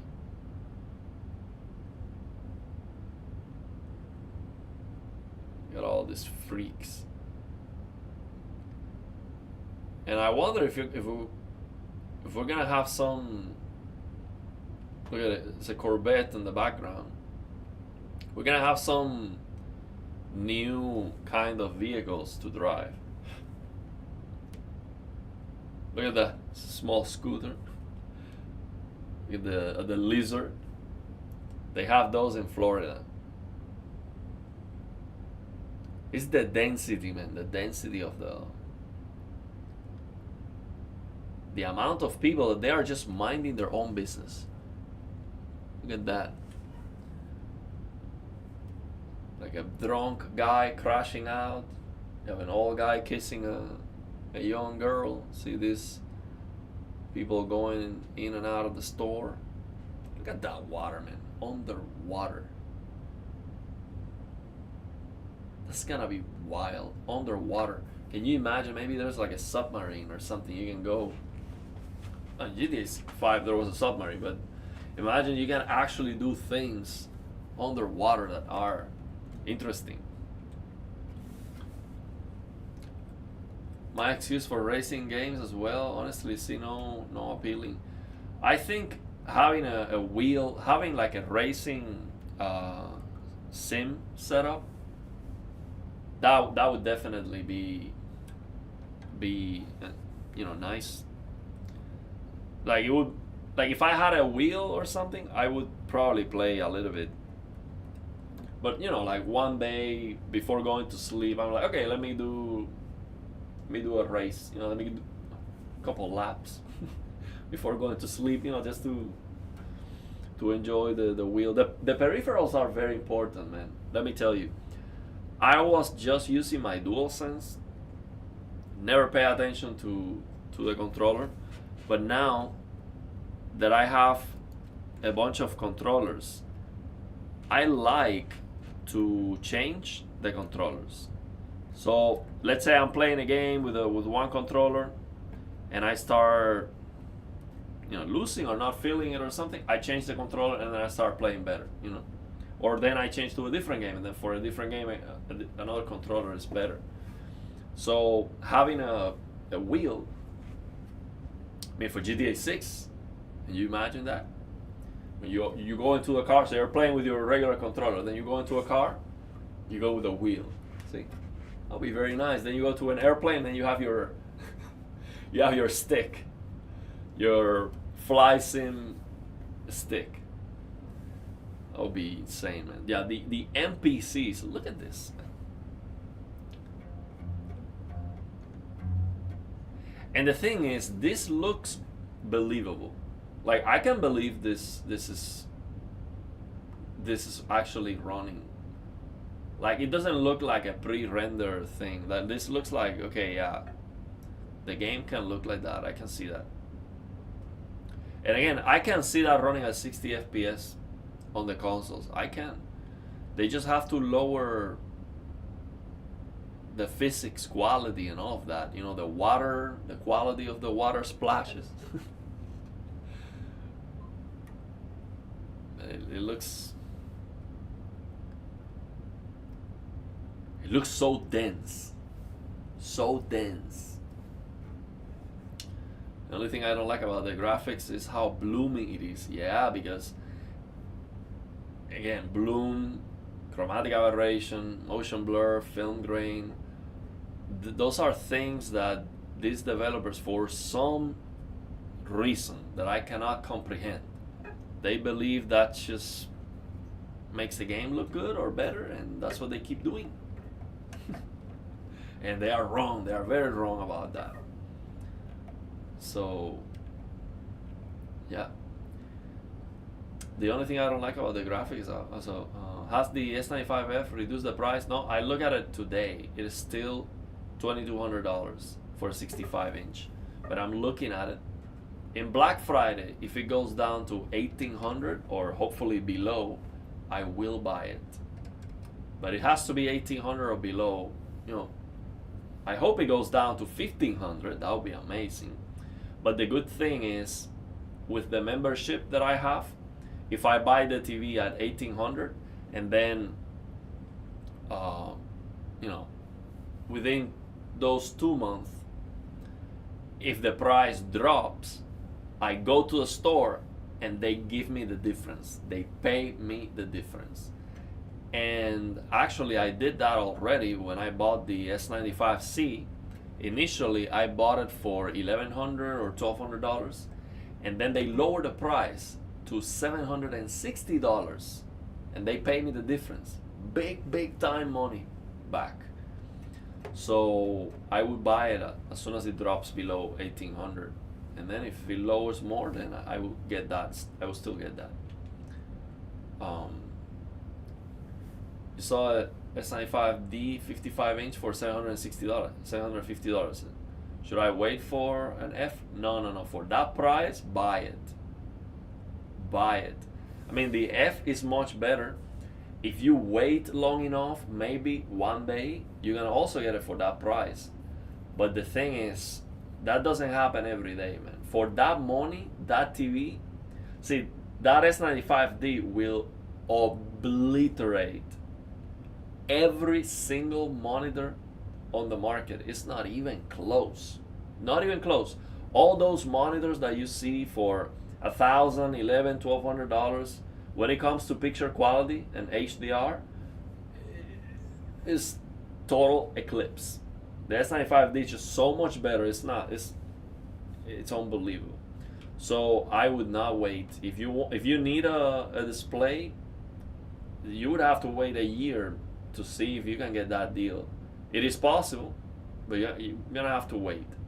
I don't believe the S95F 55 inch is gonna go down to $800 this year. Maybe next year when they are running out of the inventory. That's why you're getting that price, because they are running out of it.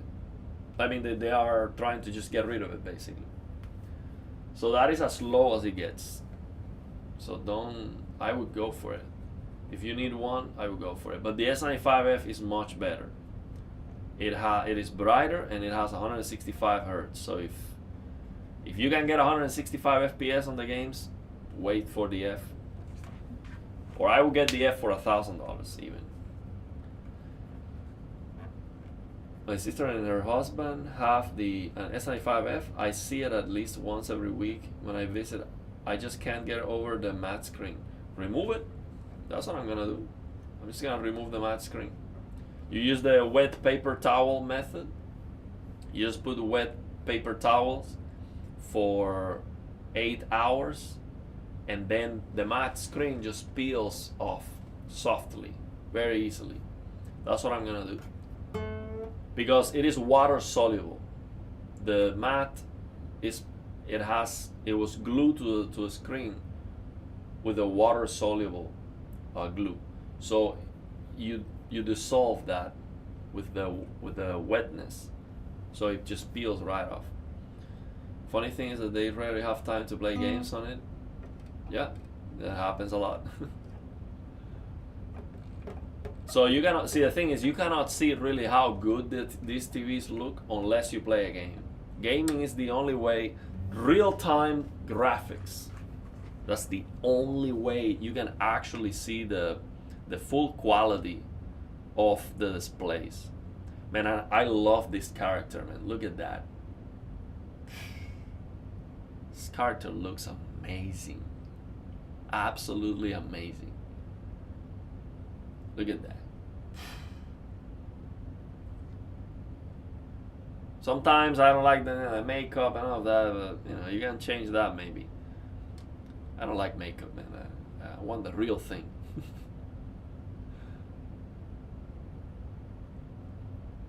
Yeah, look at that forest. That's definitely better than Red Dead Redemption 2.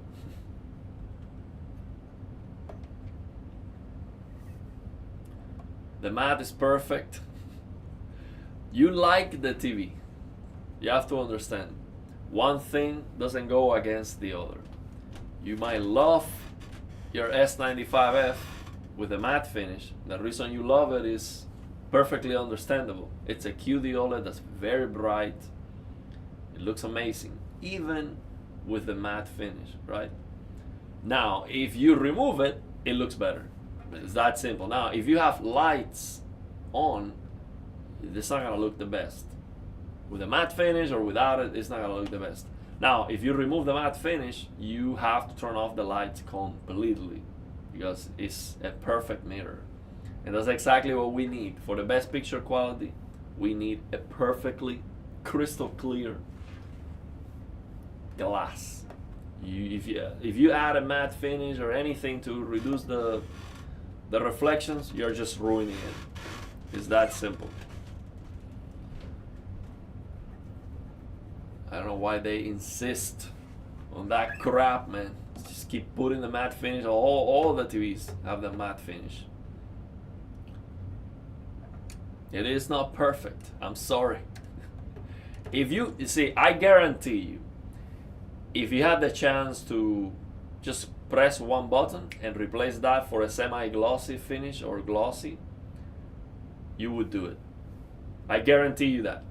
If you can just press a button and see the difference before and after, you go with a glossy. Not even a question.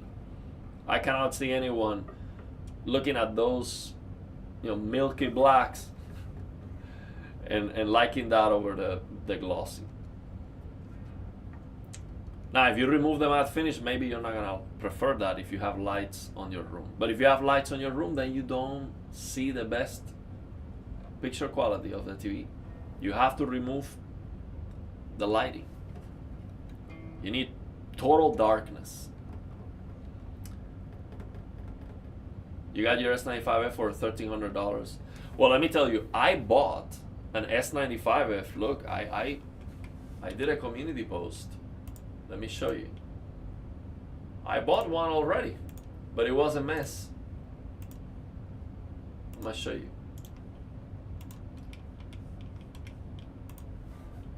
It had so many dead pixels. It was unbelievable. So I bought it online because I knew you have to go and pick it up at the store. So I bought it and I went to the store with my PC. It's right here. Let me show you.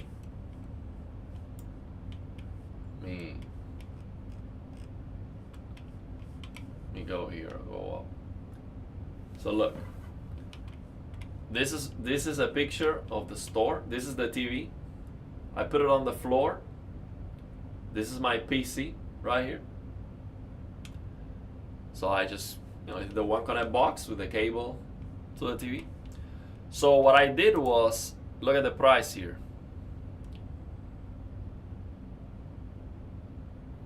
This was the 65-inch S95F. $1,400. That's amazing. If I can get the S95H for $1,400, that'll be amazing. But the problem is, you can see I bought it there. So the problem is, the TV was trashed. It was full of dead pixels, hundreds of dead pixels. What I did was, I went to the store with a PC and I opened a full screen gray. And I showed them, look at the dead pixels. I told them, you give me this TV right now for free and I would not pay for the truck, to rent the truck to take it home. This TV is trash.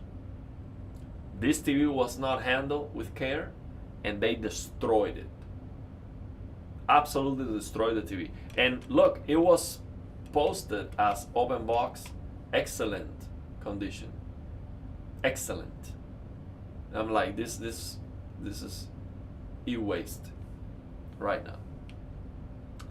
So yeah, very, very unfortunate.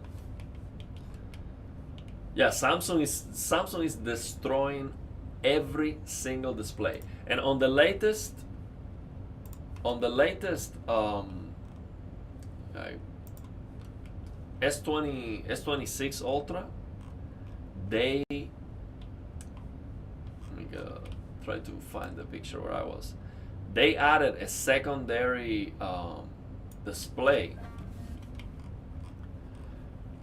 that basically made the main display dimmer with worse viewing angles. So they are ruining every single display they have, man. They put in a matte finish. It's just, I don't know. I don't know why they do that, man. Honestly, I don't know. Because I have an S23 Ultra that has a perfectly glossy display that looks black, and I have no issues under the sun. It still looks good. If it was brighter, it would be better. That's how you can combat the glare. Brightness. It's not by making the display diffuse the lighting. There's no way around that. If you want to see shadow detail, you need to be in total darkness. If you don't want the glare to bother you, you need more brightness. You cannot watch a horror movie in a living room with lights. You cannot do it.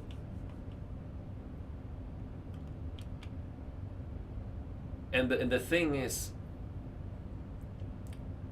when you have reflections over the screen and you put a matte finish, what happens is you're diffusing. So instead of a mirror-like reflection, now you're diffusing the light across the entire screen, which is going to affect the contrast. That sucks. Now the glossy with a reflection also sucks. The solution is to not have reflections. Just turn off the lights. But it just doesn't make any sense to see.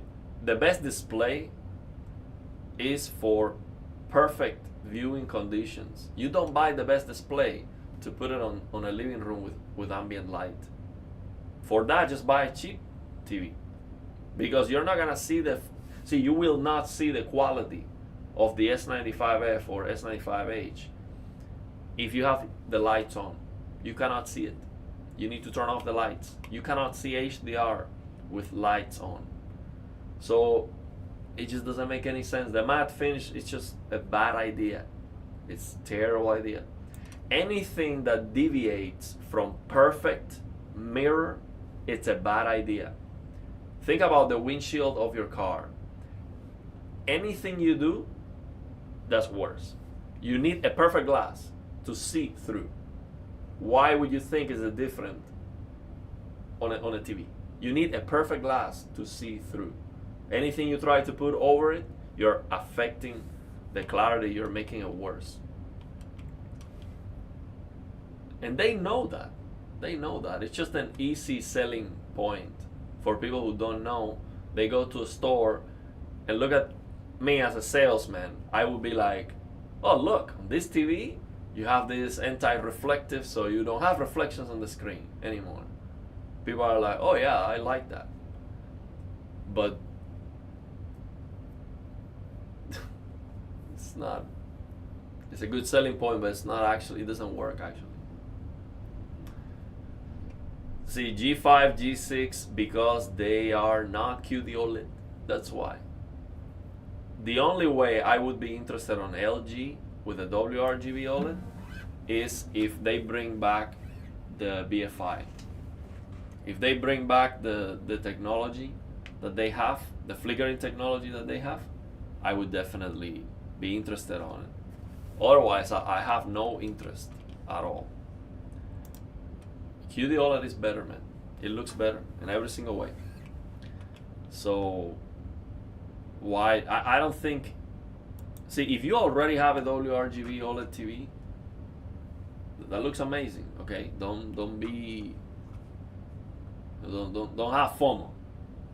You're not missing out that much. But if you're buying a brand new TV in 2026 and you don't buy a QD OLED, that was not the right decision. I'm telling you. You should not, especially at the same price. It's not close. You cannot compare a G6 with a WRGB OLED to a QD OLED. It's not even remotely close. And they are the same price, actually. At the same price, it just makes no sense. It makes no sense. Now, if the G6 was 40-50% cheaper, then yeah, that was definitely a thing to consider. But at the same price, QD OLED is far superior. It's not even close, regardless of the brightness. You're just looking at the same 100 nits, for example, same 100 nits. QD OLED just looks more correct. It's RGB, man. Don't make a mistake. Let me tell you. If you're buying a TV, don't buy anything that's QD OLED. That's not QD OLED. It's just the best we have. Nothing is close. Now, for example, LG actually created a panel where they removed the white subpixel already. We have that already. There's a monitor that doesn't have the white subpixel, and the brightness is very close to what we had before. So it is like HDR 400 with 250 or 300 nits full screen, something like that. So it doesn't have the white subpixel. So you might think, well, that would be better than QD OLED, right? So it looks more black. It has a better coating, although LG likes to put a matte finish on the WRGB monitors. But let's say it has a glossy finish like the TVs. You might think, well, that's gonna be better than QD OLED. That's what we need, right? Well, no, it's not better than QD OLED.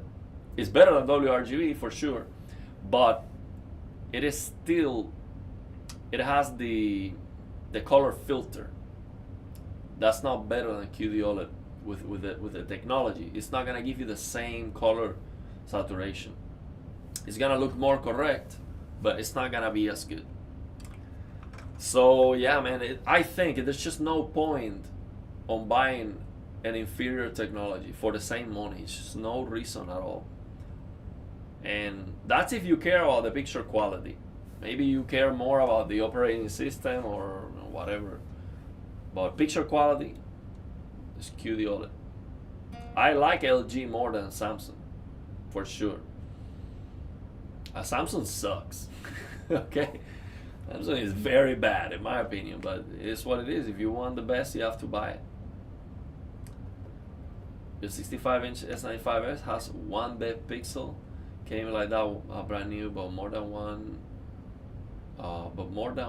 Is where I draw that. I mean, if you cannot see it, it's not a big deal.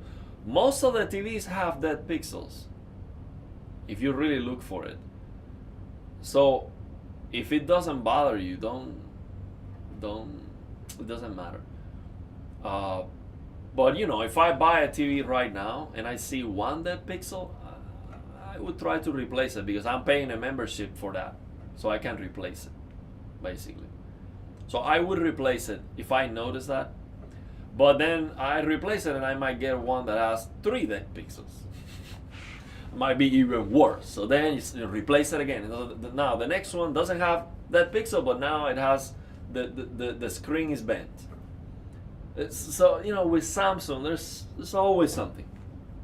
I have purchased so far 7 Samsung QD OLED TVs, and out of 7, only 2 were good. Only 2. 2 out of 7. That is terrible. That's absolutely terrible. Samsung sucks big time. Like, the quality control is just horrendous. And also, these TVs are too fragile, man.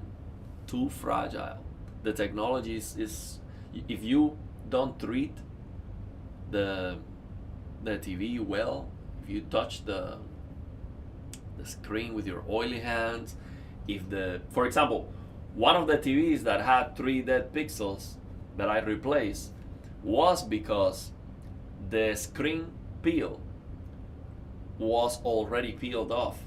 In the top left corner of the screen, it started to peel off, like just the small corner, basically. So because of that, there was white foam that damaged the screen. You could see that the coating had micro scratches, and that's where I had 3 dead pixels. So this is super fragile.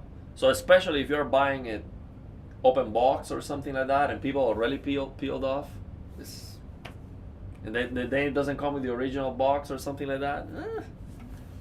The one I bought was excellent condition. It still had the peel, and it had hundreds of dead pixels.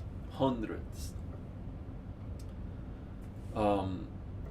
You regret buying the S90C as well? I prefer normal OLED, looks better to me. The S90C looks amazing. I have an S90C with a first generation QD OLED. The screen uniformity of that is better than any other QD OLED. So far, the first generation QD OLED for some reason had overall better gray uniformity. It seems like they were checking it in the factory or something. I don't know what they were doing, but out of all the TVs that I have tested so far, my Samsung S90C has the best screen uniformity. It is flawless. It's just amazing. And when you have such an incredible screen uniformity, it gives you a feeling. When you look at a picture, it gives you a feeling of smoothness, like you're looking through a window. Everything is so even, the brightness is so even.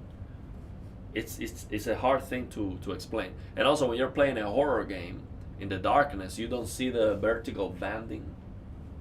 So it's just amazing, man. So, but yeah, maybe, I mean, you can get a bad sample too. Oh, the FW900, that's too expensive, man. Some people pay $3,000. I mean, Linus made a video, he paid like $6,000 for one of those. If I could buy one for $200, I would definitely buy one for $200. But there's no way you can find one of those for $200 because people know. But I think I would love to have an FW900, but it's just too much money, man. I would never pay that much.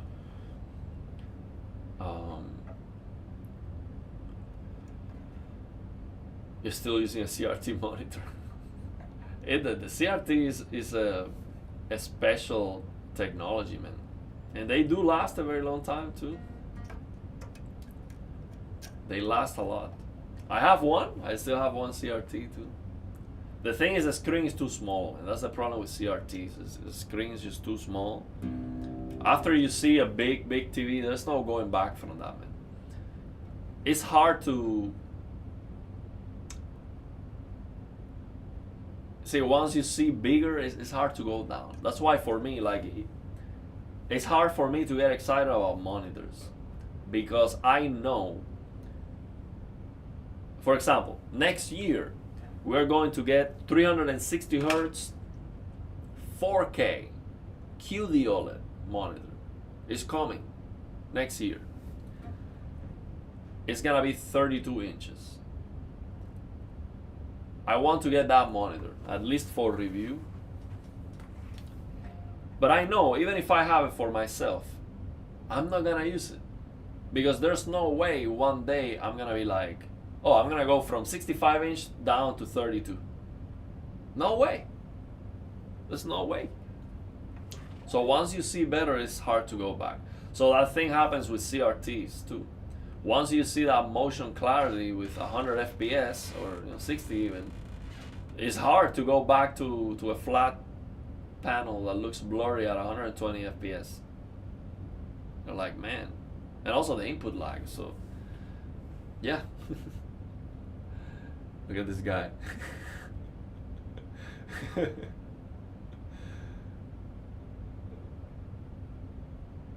Yeah, it seems that it's gonna be a lot of booties, a lot of good stuff.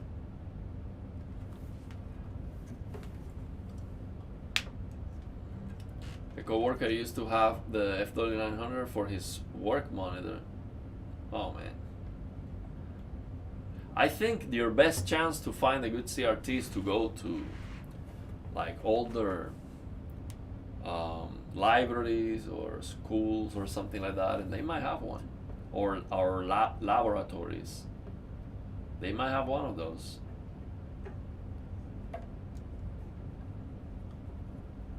And they don't know. They might not know that's actually a very good thing.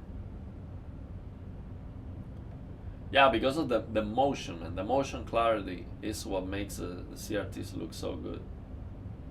Quick question, is a TMR controller even worth it for 60 FPS gaming? Yes, because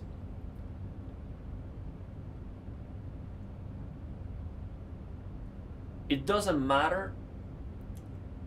See, you might think, well, if my display is 120 hertz, why it matters that the peripheral, why would it matter that the controller is 8,000 hertz? You know, like if I have a 120 hertz display, then the controller being 120 hertz polling rate, that should be enough, right? Like you cannot see better than the maximum refresh rate of your display.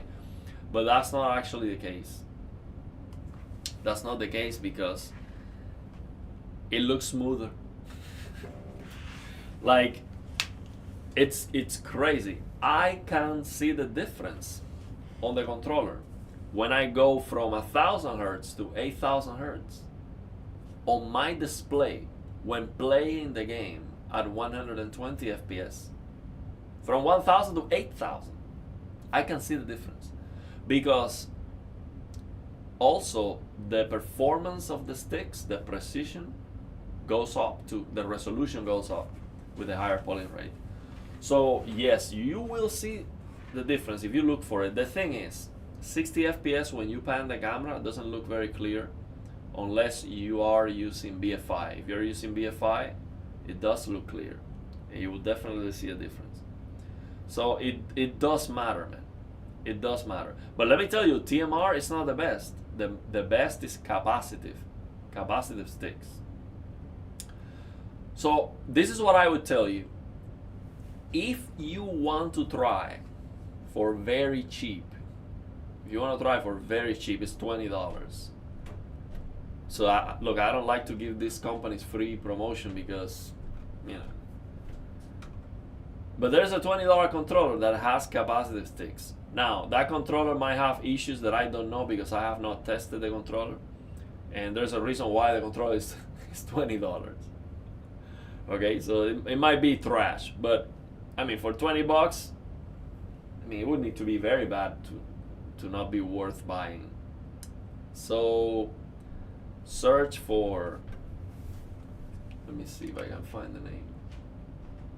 I'm gonna tell you.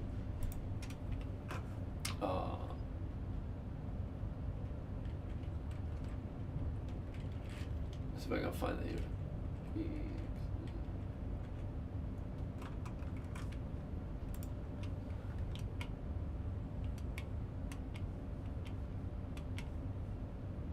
Yeah, it's called PXN P5AK.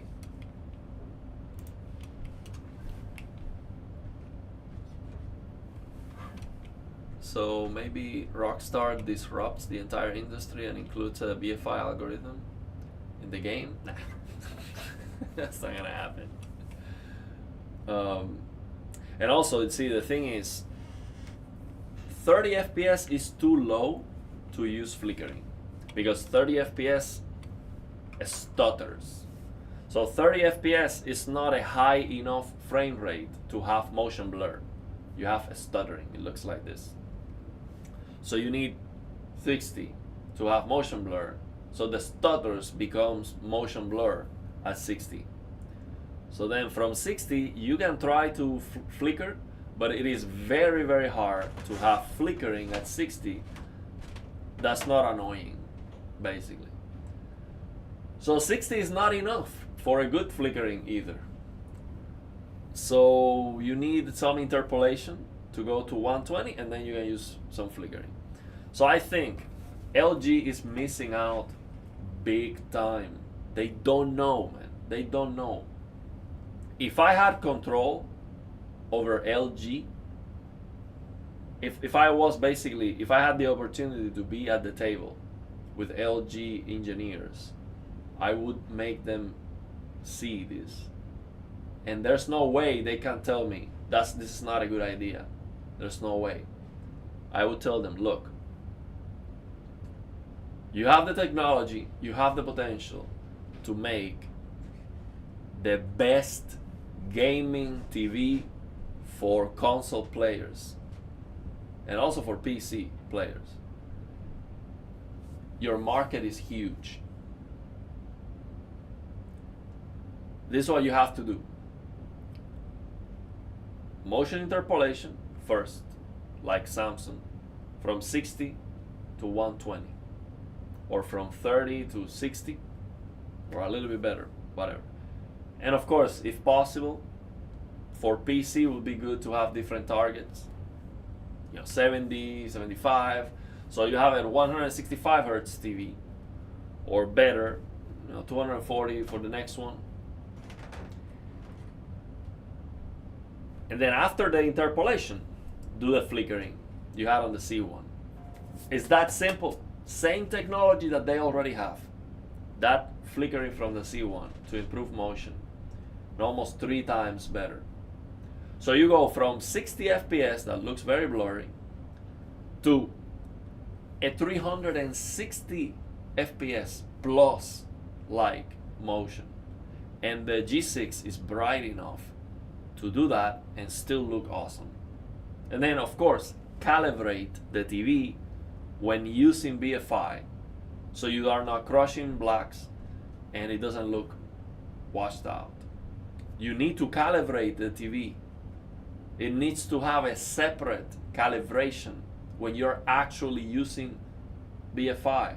Most people don't use it because you turn it on and now you're crushing blacks. That's not acceptable. You have to calibrate the TV. If they do that, they can advertise the G7 as the TV to buy for gaming, for the consoles. You have 60 FPS and then you go from a console experience to a high-end gaming PC experience. How they cannot see that? It's crazy that they don't see that. So they are missing out in a lot of power. Again, I have no interest whatsoever on LG as long as they are doing WRGB, unless they do what I'm telling you. If they do what I'm telling you, that will be my next TV. Very simple. It will be amazing. Losing 25 Hertz would be better for VSR. What is that? Variable shade rate? I don't know what is that. Yo Plasma, do you think I should get the C1 for my PS5? No.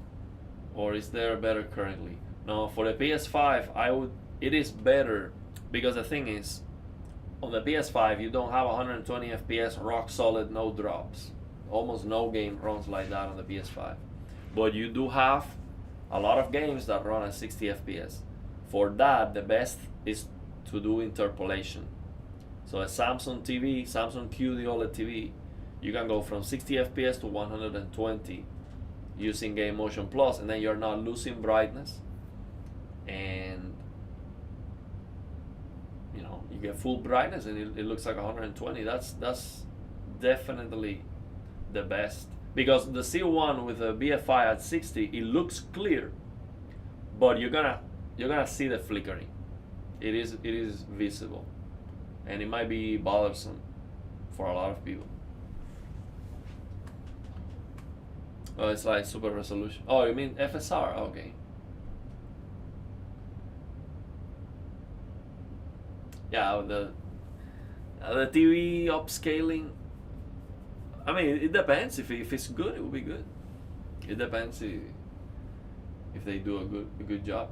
That's not a bad idea. Like, also develop upscaling so the PS5 games look better on the TV.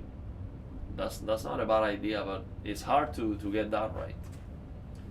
You're gonna remove the mat on the S95F? Send me pictures.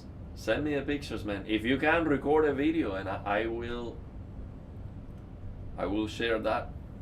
It's really hot and the temperature makes the process go much smoother. Paper towel, alcohol method. So I don't know about alcohol. Luke, who was the one who discovered how to remove the matte coating on the QD OLEDs, he has been removing matte coatings on many different displays from many years. He has a lot of experience. He told me, wet paper towel with water, distilled water. You buy distilled water from Walmart or something like that, and the wet paper towels. You just need to keep it wet for like 8 hours. Just basically, you add like 3-4 layers of paper towel. You make sure it is dampened. You don't want it to be soaked in water. Just dampen, and then you add another layer. You put a little bit more water. Just sprinkle the water so it is even. It's not dripping, and you make sure when you touch it, it's dampened. And after 8 hours, you can start to peel it off. A lot of people have done it on the monitors, but not a lot of people have done it on the TVs. So if you can record a video or take some pictures and send it to me, I can do a live stream. Look, you know what we can do? You do it. You can, make a video or, give your impressions or whatever, and we can do a live stream. Whatever you think about it. If you don't like it, if you think you ruined the TV and it sucks, we can do a live stream and we can tell everyone, look, that sucks. I didn't like it.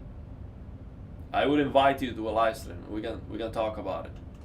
You tell me what you think about that. No bias. If it sucks, we tell everyone, hey, look, don't do this. It really sucks. It looks terrible.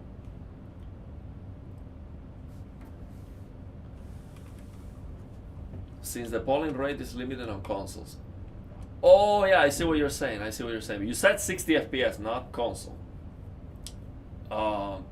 Yeah. On the consoles, you have 250 hertz polling rate. Oh, I see what you're saying. Well,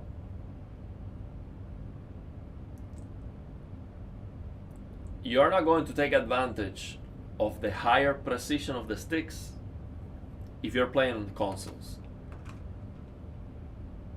or the higher polling rate, But a better stick is going to feel more linear. So for example, the last controller that I reviewed, the Xeno, the Lead Edge Xeno Plus, that controller is using the JS13 Pro TMR joysticks, and those sticks on paper don't look great. The resolution is like 1000, it's 1000 hertz polling rate, and when I look at the numbers, it's underwhelming. I'm like, man, why is this performing so much worse than the AK G7 Pro that supposedly has the same sticks, but 8000 hertz polling rate. But even if I lower the polling rate of this one to 1000, the resolution is much higher, so the numbers look better. Yet with a much lower performance, those sticks look so smooth when you're panning the camera. It looks so smooth, way better than, for example, the GuliKit TT Max that I review, which has a higher resolution. So on paper, it has 1000 hertz polling rate too, but on paper it has a higher resolution. Not much higher, but a little bit higher. Now, it's not even close. Like the one with the JS13 Pro sticks feels so much more smoother and better. It is more precise. It's not even close. Even when on paper, it's actually worse. So I think what's going on is that not only the precision and the speed matters, it matters how calm the sticks are. So for example, when you see a stick analyzer, you might see the coordinates shaking a little bit, so the stick is like doing this. So when you move it, it's moving, but it's like moving like this. It's not precisely moving in one direction. So that is something that they can calibrate. So it has to do with the calibration of the sticks. And the reason why they want sometimes to have a shaky stick is because it is better for aim assist. So some people just want to have a very aggressive aim assist. But I think it affects the motion. So that could be one reason, and another reason could be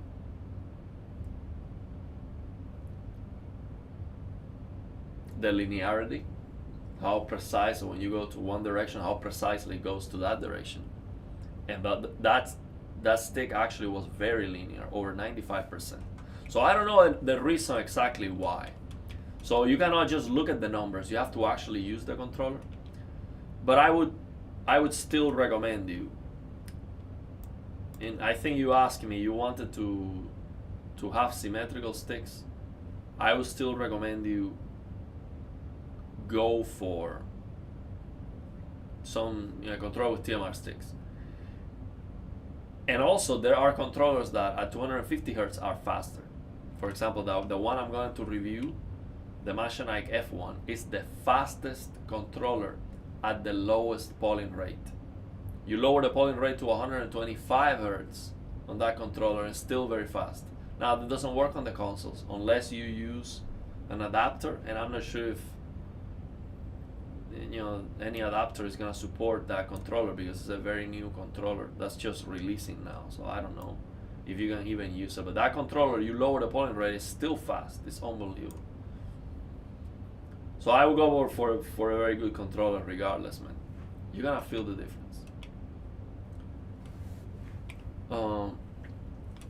Let me see what time it is, because I have been streaming for a while. I've been streaming for 2 hours and a half.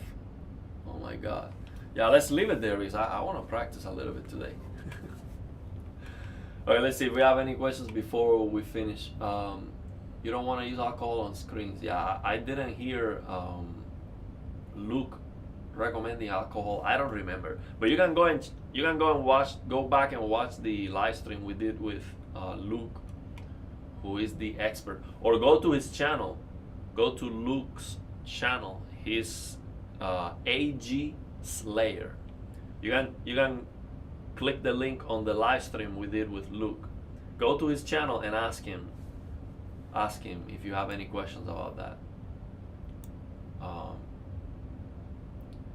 QD OLED matte or W glossy?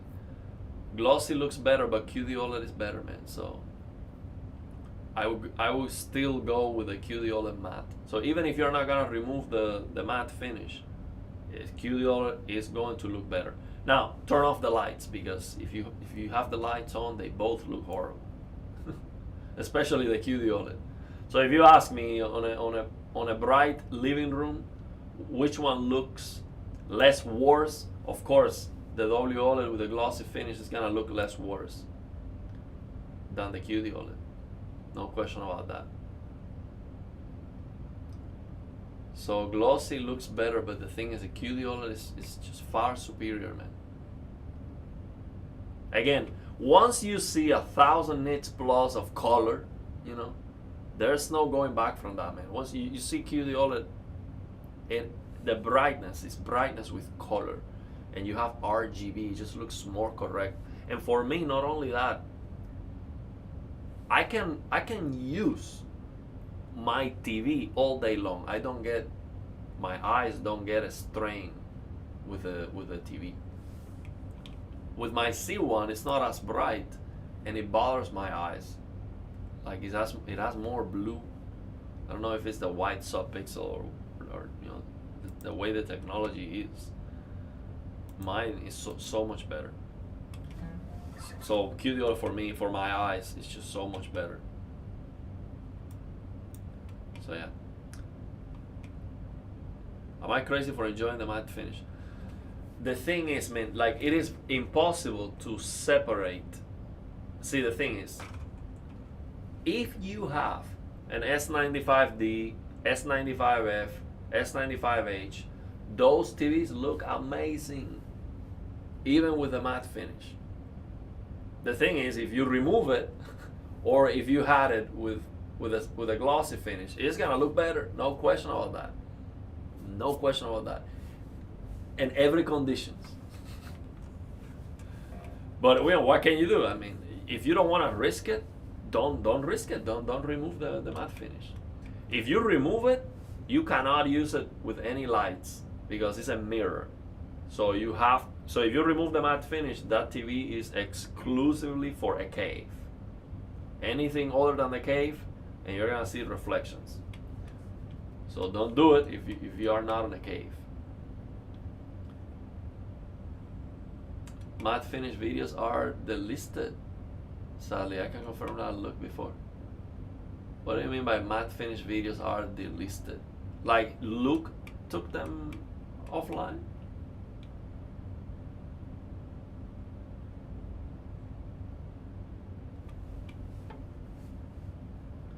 I don't understand what you mean by that.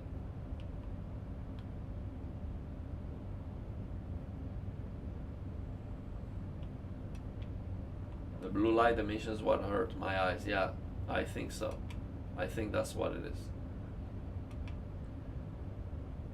So if you don't have a cave, don't do it. No, if you have a window you cannot cover, don't do it, because it's not gonna be usable. Also, he removed the videos. Oh, that's unfortunate. That's unfortunate.